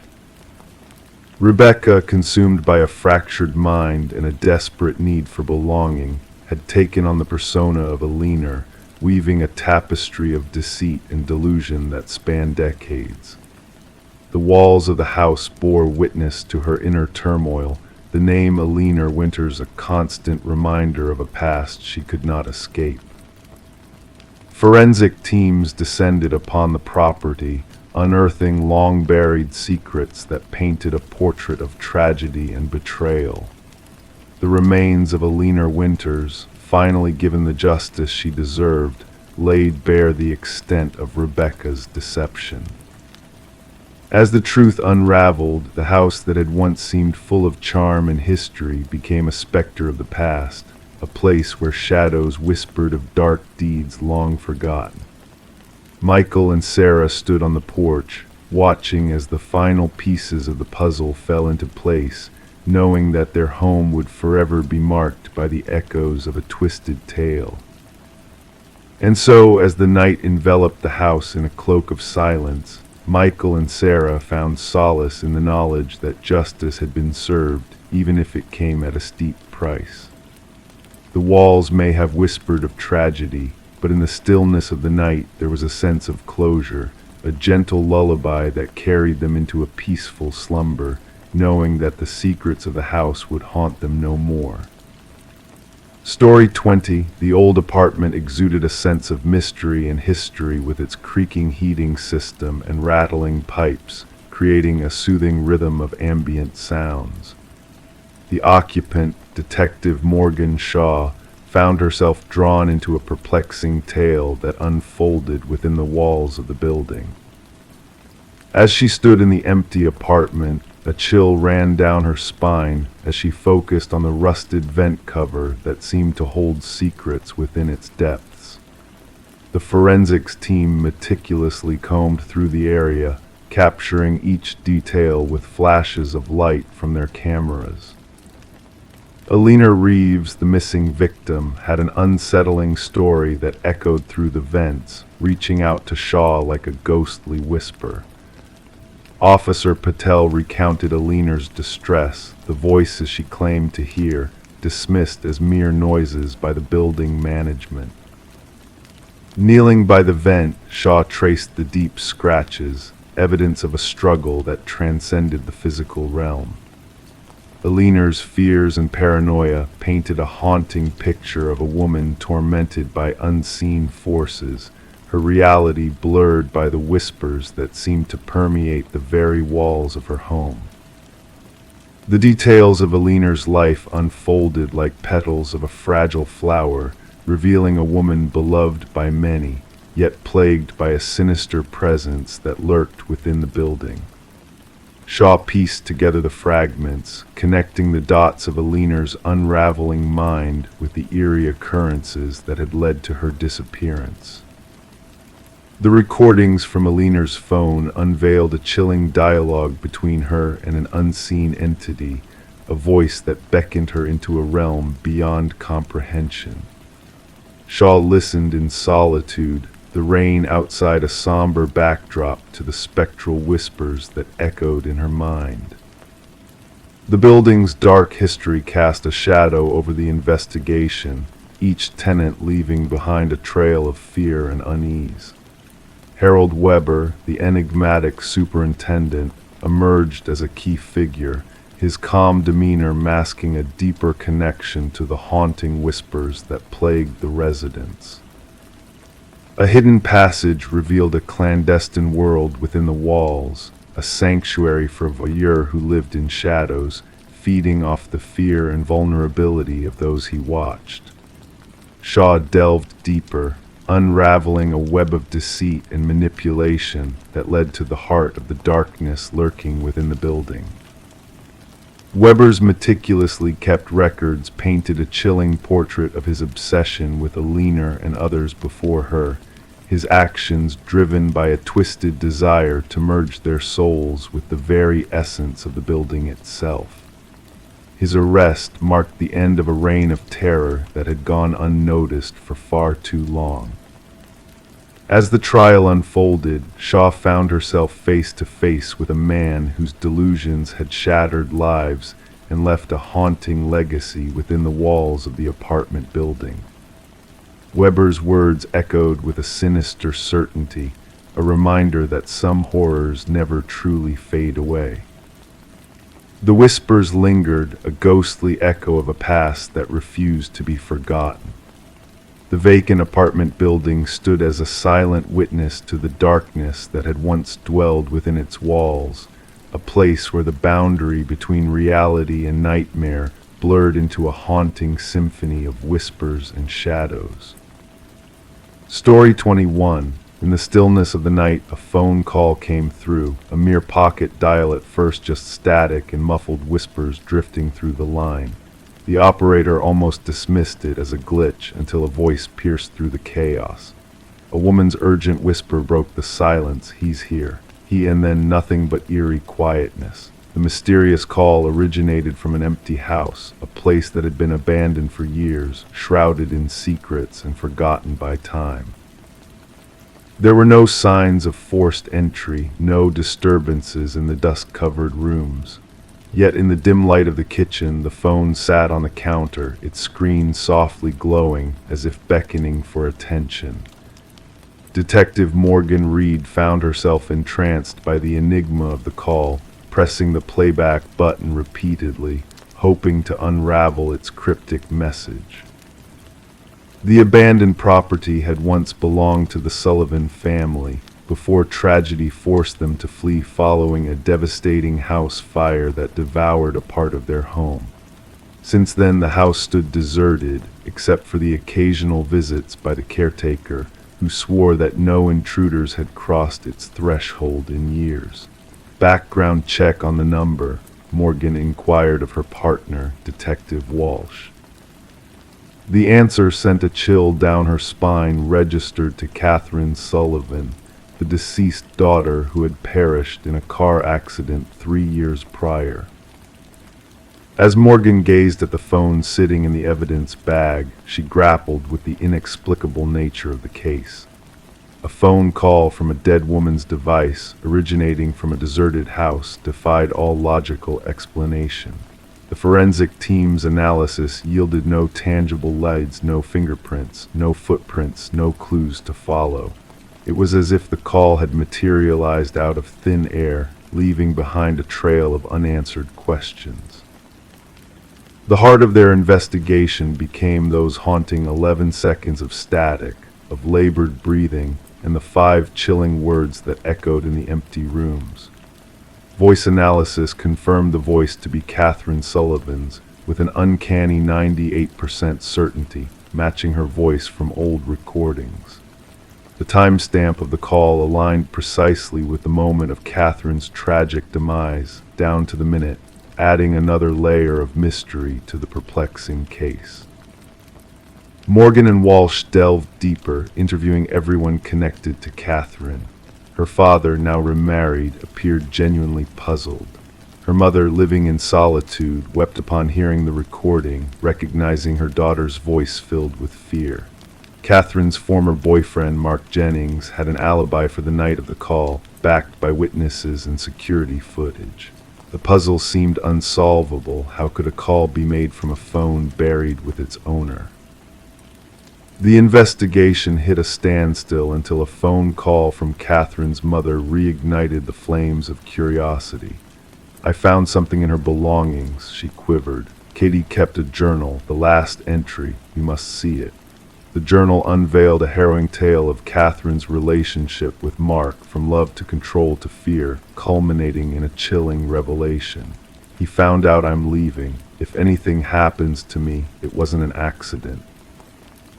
Confronted with the journal's damning contents, Mark's facade crumbled under Morgan's scrutiny. His denial faltered as the pieces of the puzzle started to fall into place.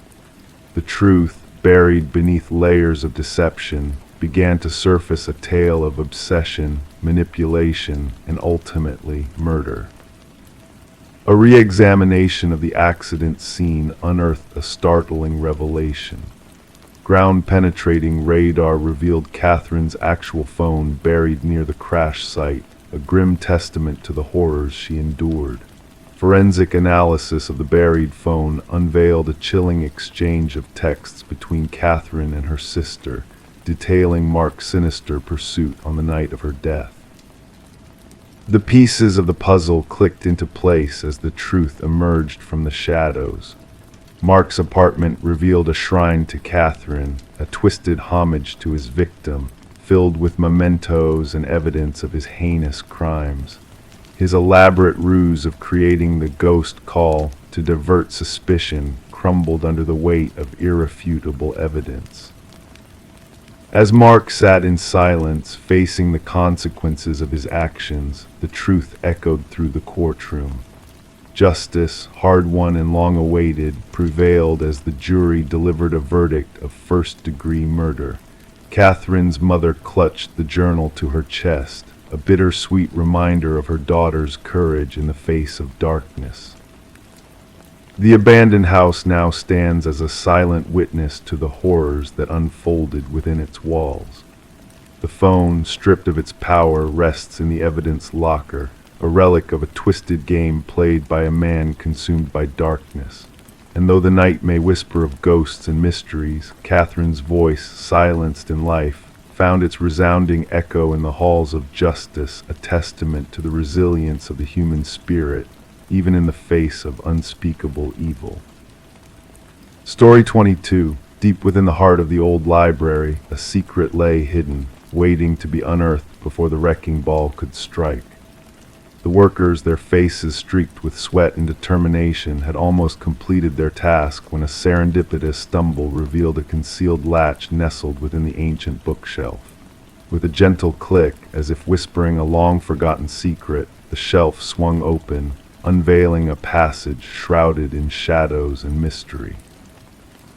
The air within was heavy, pregnant with the weight of time standing still, untouched by human hands for what seemed like an eternity. In that hidden chamber, devoid of furniture save for a solitary chair bolted firmly to the cold floor, a chilling message adorned the walls in haphazard scratches. "I am still here." The foreman, his brow furrowed in unease, wasted no time in alerting the authorities. What began as a routine demolition swiftly spiraled into a realm of darkness and intrigue that even the seasoned detective, Morgan Walsh, found himself unprepared for. Standing at the threshold of the hidden room, his flashlight casting dancing shadows upon the walls, Walsh's gaze lingered on the haunting words that seemed to pulse with a life of their own. "Secure the scene," his voice reverberated through the cramped space, commanding respect from the officers who stood at attention. No one disturbs a thing until forensics descends upon this enigma.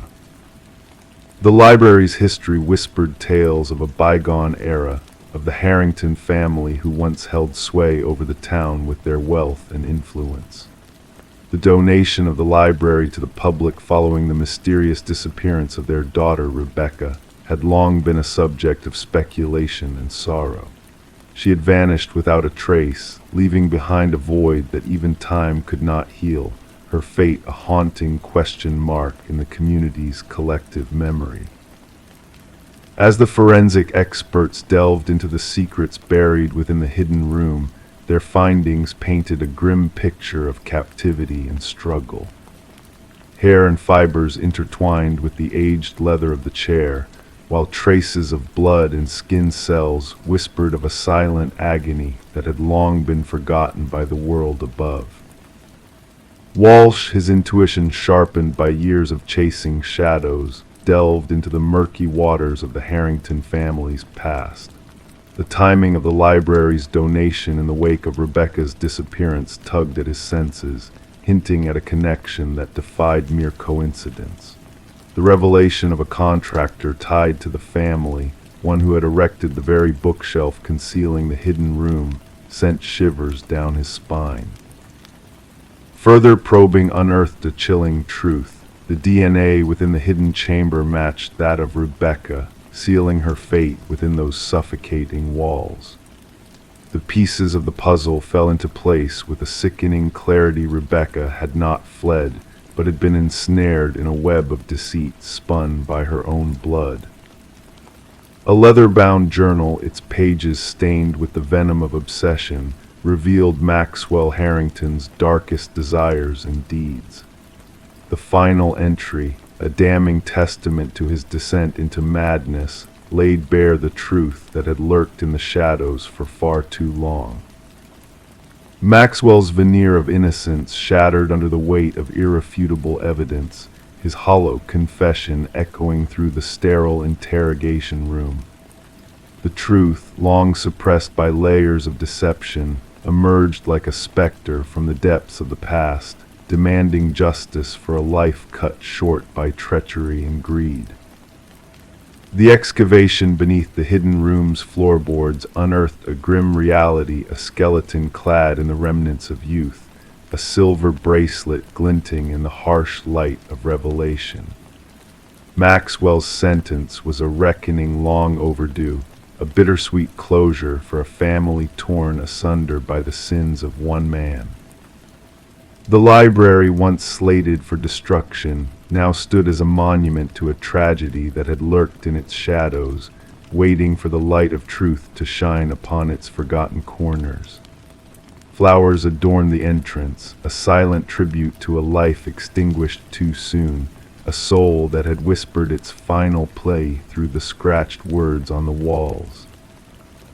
In the hushed embrace of twilight, as the world outside slumbered in peaceful ignorance, the old library stood as a sentinel of secrets, its walls echoing with the whispered promise of justice served, and a restless spirit finally finding solace in the embrace of the night. Story 23.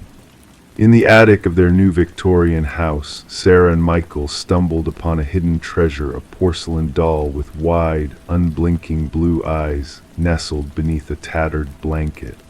They brushed it off as just another forgotten relic, a piece of history left behind. Little did they know that doll held secrets far beyond their understanding. That night, as they drifted off to sleep, a subtle unease settled in the air. The stillness of the house seemed to stretch endlessly, wrapping around them like a heavy quilt. And when morning broke, the doll was no longer in the attic where they had left it. Instead, it sat quietly at the foot of their bed, a silent sentinel in the dim light of dawn.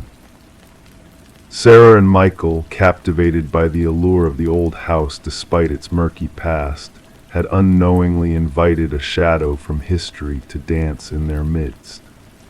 Detective Rachel Winters, a seasoned investigator with a keen eye for detail, was called to the scene of a chilling crime that defied all logic.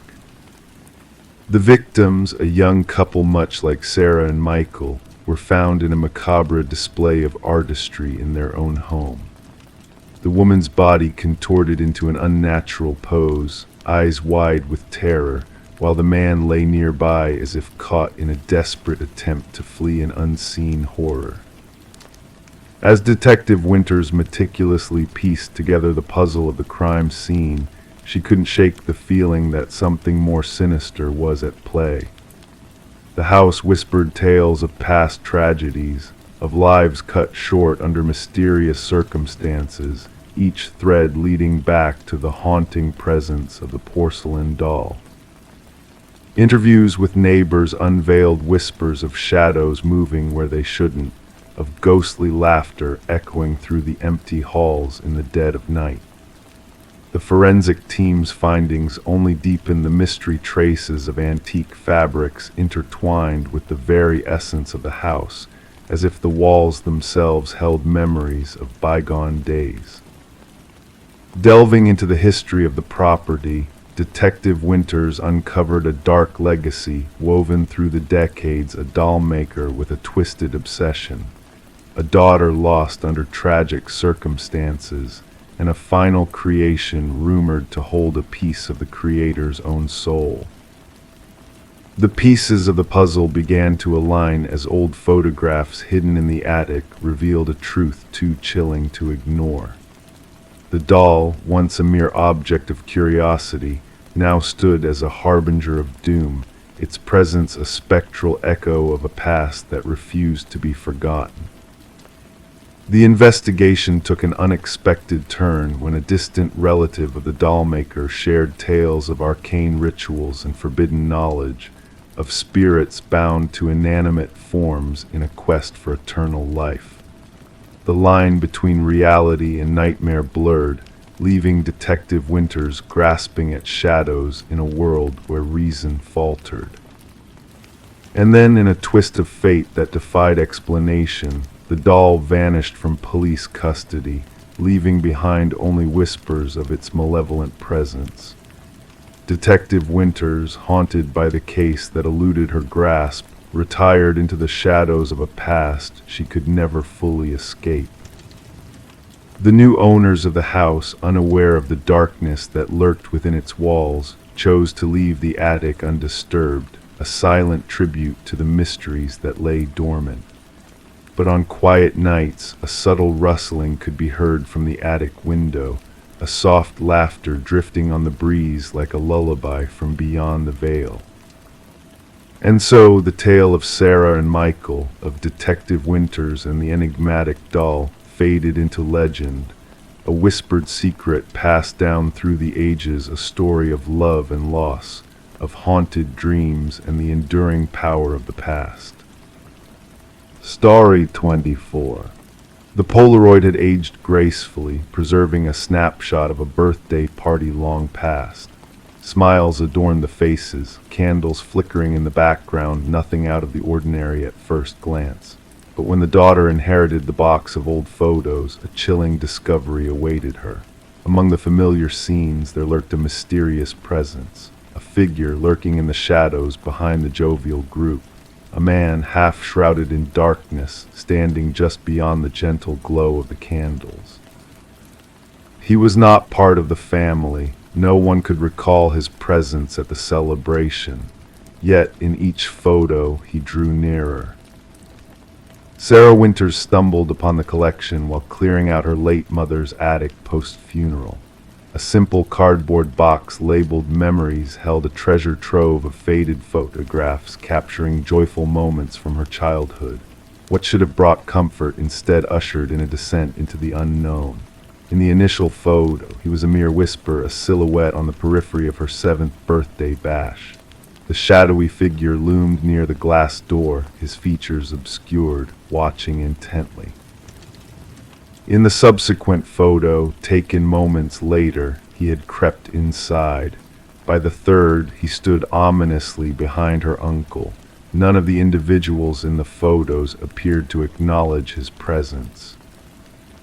Trembling, Sarah reached out to her father, her voice quivering as she recounted her unsettling discovery. "Dad, who is this man haunting these pictures?" A pregnant pause followed, then a sharp inhale. "What man? There shouldn't be anyone but family." Alarmed, Sarah captured digital images of the Polaroids and shared them with her father. His subsequent call left her unsettled, his usually steady voice quivering. "It can't be. We would have noticed a stranger."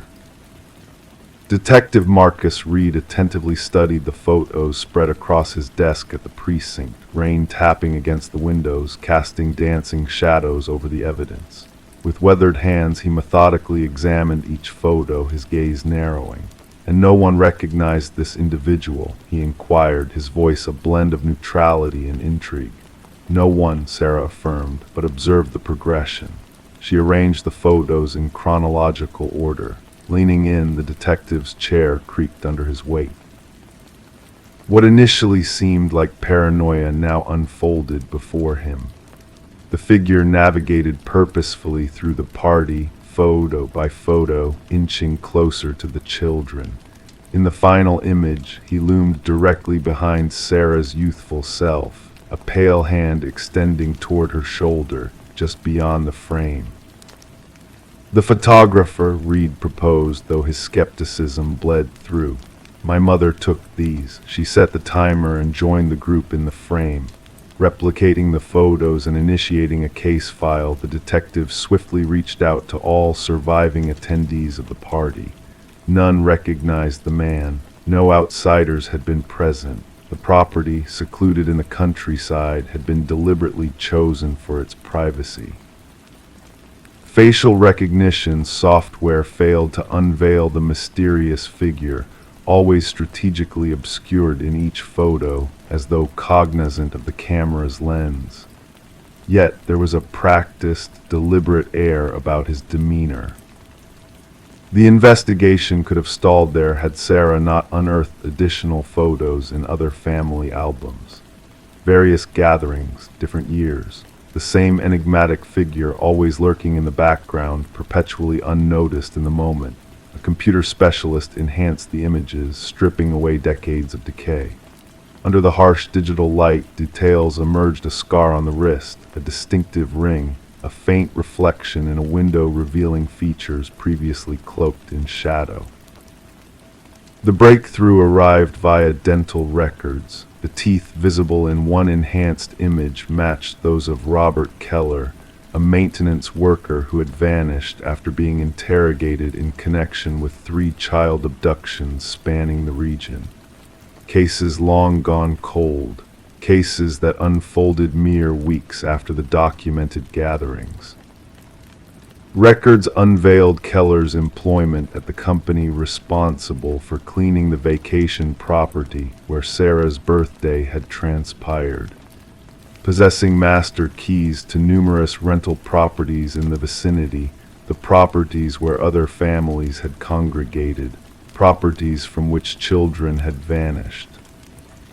Subsequent searches beneath Keller's former residence unearthed small items buried beneath the concrete: a hair clip akin to one worn by a missing girl, a toy car belonging to a vanished boy from a family reunion, a bracelet Sarah recognized as her own, presumed lost in her childhood. Alone in her apartment, surrounded by the photos that had unveiled decades of concealed horrors, Sarah awaited news from the detective. Confirmation arrived that remains discovered near one of the vacation properties belonged to one of the missing children. DNA validated the tragic truth. Eyes fixated on the final birthday photo, the warm candlelight illuminating her family's jubilant expressions frozen in time. Her younger self oblivious, with the figure haunting in the shadows behind her, a vigilant observer, patient, calculating, invisible to those basking in the moment of joy. The revelation intertwined unsolved mysteries over the years. Families obtained closure, albeit not the solace they had sought. The shadow in the family photos had emerged into the light of justice, his presence acknowledged after years of concealing within plain sight. Sarah gathered the photos, returning them to the box.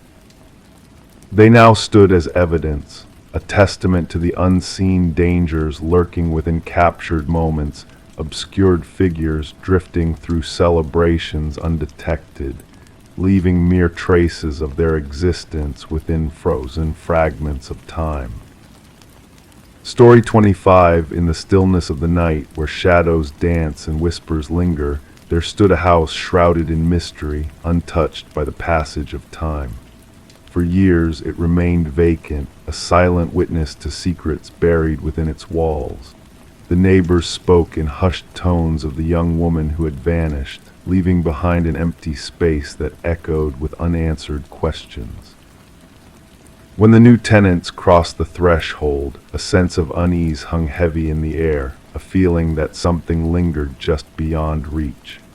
The bedroom, locked from within, held its secrets close, resisting the intrusion of curious minds. With a creak and a groan, the door yielded to their persistence, revealing a scene frozen in time. The room bore the marks of solitude, the bed neatly made, the mirror reflecting a world untouched by human hands.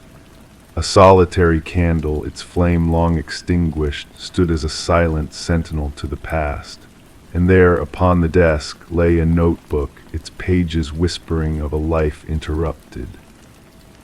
Detective Morgan, a seeker of truths in the darkness, traced the words written by a ghost of the past. Elise Winters, her name a whisper on the wind, had penned her fears and hopes within those pages. The ink, still wet with the weight of her final words, spoke of a presence unseen, of a danger lurking in the shadows. As the investigation unfolded, the room revealed its secrets one by one, each clue a thread leading deeper into the labyrinth of deception. Elise, a paralegal with a keen eye for detail, had stumbled upon a web of deceit woven by those she once trusted. Her pursuit of justice had led her down a path from which there was no return. The room, a silent witness to the unfolding drama, held within its walls the echoes of a life cut short. The candle, a symbol of hope flickering in the darkness, bore witness to the battles fought within its glow. And as the truth emerged like a phoenix rising from the ashes, justice made its slow and steady march towards those who had sought to silence the voice of the voiceless. In the end, it was not the walls of the room that held the key to Elise's fate, but the hidden passages that wound their way through the shadows. Vincent Harriman, a man of power and privilege, found himself ensnared in a web of his own making, trapped by the very walls he thought would shield him from the light of truth. As the courtroom fell silent, the echoes of Elise's courage lingered in the air, a testament to a life cut short but not forgotten. The house, once a sanctuary for secrets, now stood empty, its walls echoing with the whispers of the past. And in the stillness of the night, a light flickered in the upstairs window, a beacon of hope in a world shrouded in darkness. Story 26, The Realtor's Secret. The listing from the realtor made no mention of a basement. The blueprints, meticulously studied by the family, revealed no trace of it. Yet when they decided to rid the living room of the worn-out carpet, a hidden door was uncovered. Its heavy, rusted handle beckoned to them, daring them to discover what lay beyond.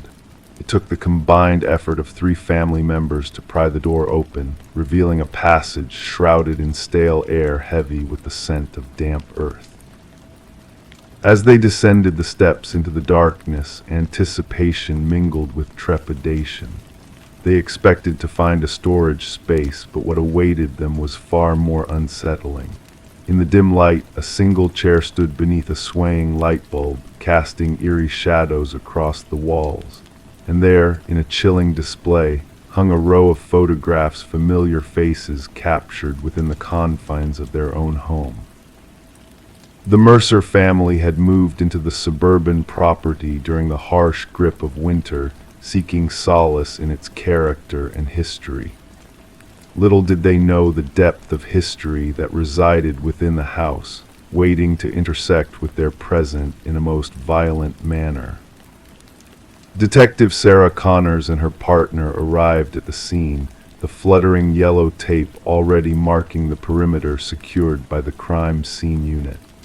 Mrs. Mercer's voice trembled over the phone as she recounted the shocking discovery beneath their feet. Connors wasted no time, instructing her team to document every detail before further exploration. The forensic team's camera flashes illuminated the small basement, its concrete walls painted a somber gray. A solitary chair bolted to the floor, a bare bulb casting shifting shadows, and the wall adorned with a haunting display of photographs meticulously arranged in chronological order. Each image captured moments of the Mercer family's daily life, raising more questions than answers. The investigation unraveled a disturbing pattern. No signs of forced entry, no stolen possessions, just a profound invasion of privacy that left the family reeling. Fingerprints of past owners lingered throughout the basement, hinting at a sinister presence woven into the house's history. As they delved deeper, inconsistencies in property records emerged, leading them to a contractor who had worked on the house years before. His denial of the existence of the basement only added to the mystery, sending shivers down their spines. Digital forensics uncovered a hidden memory card, unveiling a trove of images capturing not just the Mercers but a string of previous families. The eerie voyeurism extended to audio recordings, exposing an elaborate surveillance network meticulously concealed within the house. The discovery of a hidden monitoring station behind the wall of photographs shed light on the true mastermind Edward Kelvin, the house's original builder who had vanished without a trace. His elaborate journals chronicled the lives of each family with obsessive detail, blurring the lines between observer and intruder. The manhunt for Kelvin led them to a chilling revelation. Curled within the hidden passages he had crafted, Kelvin regarded the families as mere actors in his twisted drama. His delusions painted them as willing participants in his surveillance, a notion that sent chills down the spines of all involved. The trial exposed the extent of Kelvin's voyeuristic design, a house built not just for living, but for watching an architectural marvel turned into a nightmare for those who unknowingly played their roles within its walls. As Kelvin faced the consequences of his actions, the families he had violated were left grappling with the ghosts of their past. The house, once a sanctuary, now stood as a testament to betrayal and intrusion, its walls echoing with the whispers of a man who had woven himself into its very foundation. And so, as the property was razed to the ground, the families carried with them a burden of unknowing, a lingering fear that perhaps they were never truly alone, that the shadows in the corners held secrets too dark to fathom. In the quiet of the night, they found themselves casting wary glances at the ceilings, wondering if the eyes of the past still lingered, watching, waiting, recording their every move. Story 27. As dusk settled upon the quiet house, a subtle flicker danced across the baby monitor's screen, a fleeting anomaly that caught the mother's eye. Brushing it off as mere interference, she continued her evening routine, unaware of the unsettling chain of events about to unfold. Suddenly, the tranquil air was pierced by crackling static, followed by a soft, eerie whisper that seemed to materialize from the shadows. SHHH, go back to sleep. A chill crept down her spine, freezing her in place as her instincts screamed a warning. Racing to her son's room, panic seizing her heart, she found the crib empty, a void where her precious Samuel should have been nestled. The room remained undisturbed, the window sealed shut, the door securely locked. The only anomaly was the abandoned stuffed rabbit on the floor, its unblinking black eyes fixed on her with an unsettling gaze. Rebecca's anguished screams shattered the night, echoing through the walls until her voice was raw with despair. The neighbors, stirred by her cries, summoned emergency aid, their concern palpable in the hushed tones of their whispers. When the authorities arrived, they found Rebecca clutching the forsaken rabbit, her world crumbling around her as she rocked back and forth on the nursery floor, lost in a nightmare made real. Samuel, only 4 months old, had vanished without a trace, leaving behind a void that defied reason. The ensuing investigation yielded more questions than answers. No signs of forced entry marred the pristine facade of the home. The security system stood vigilant, its watch unbroken. The baby monitor's recorded footage revealed a normal night until the intrusion of that ominous voice and crackling interference. How could someone infiltrate a fortress, snatch an innocent child, and vanish without a trace, leaving nothing but a haunting whisper in their wake? Suspicions turned inward, casting shadows on Rebecca as the prime suspect. Her husband, Daniel, absent on business, added another layer of complexity to the puzzle. Strained by the weight of parenthood, their marriage bore fractures that threatened to shatter their fragile existence. Medical records hinted at Rebecca's silent struggles with postpartum depression, a silent burden she carried alone. The detective's keen eye noted her unnervingly composed demeanor, a stark contrast to a mother in the throes of grief and loss. Whispers spread through the community like wildfire, painting Rebecca in shades of suspicion. Yet a glimmer of hope emerged from the darkness. Forensic experts unearthed microscopic fibers on the nursery windowsill, foreign to the household tapestry, hinting at an intruder's clandestine entry from the shadows. The focus shifted, unveiling a tapestry of deceit woven with threads of betrayal and greed. Security footage from vigilant neighbors unveiled a shadowy figure skulking between realms, leaving behind a trace of their clandestine presence. A boot print in the garden soil bespoke of a skilled infiltrator, their identity veiled in secrecy. Daniel's return heralded a new chapter in the macabre tale. His hands bore the calluses of a climber, a hobby he had embraced in solitude. Financial records whispered of hidden truths, a substantial insurance policy taken out on Samuel's life, a crimson flag billowing in the winds of suspicion. Phone logs divulged cryptic conversations, a dance of shadows in the realm of secrecy. Darker still was the revelation of a hidden family, a second life lived in the shadows beyond Rebecca's gaze. The labyrinth of deception unraveled as digital forensics peeled back the layers of deceit. The baby monitor, once a beacon of reassurance, emerged as a sinister tool in a twisted game.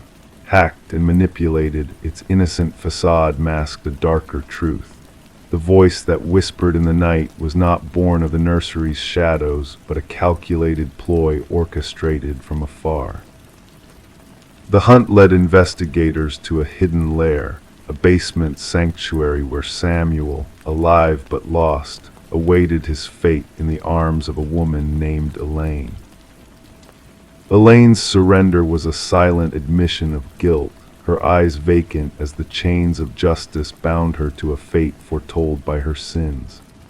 The past intertwined with the present through strands of DNA and faded memories. Daniel's first wife, scarred by loss, had orchestrated a tragedy born of twisted desire. Her obsession, fueled by grief, had led her down a path of darkness and betrayal, a path that intertwined with Daniel's own web of deceit. In the hushed courtroom, the truth unfurled like a fragile bloom, its petals stained with the blood of innocence. The enhanced audio from the baby monitor echoed through the chamber, carrying with it the weight of a mother's despair and a father's treachery. Daniel's cough, a damning echo of his presence on that fateful night, sealed his fate in the eyes of justice. The jury's swift verdict echoed through the halls of justice, condemning Daniel and Elaine to the depths of their depravity. Rebecca and Samuel, scarred but resilient, sought solace in a world tainted by shadows of the past. The baby monitor, a silent witness to their shared trauma, stood as a sentinel of truth in a world veiled in deception. As the years passed, Samuel grew, oblivious to the darkness that once threatened to consume him. Rebecca, haunted by the memories of that fateful night, kept the stuffed rabbit locked away, its glassy eyes a silent testament to the horrors they had endured. The monitor's unblinking gaze held the secrets of the past, a reminder that truth, though veiled in darkness, would always find its light in the end.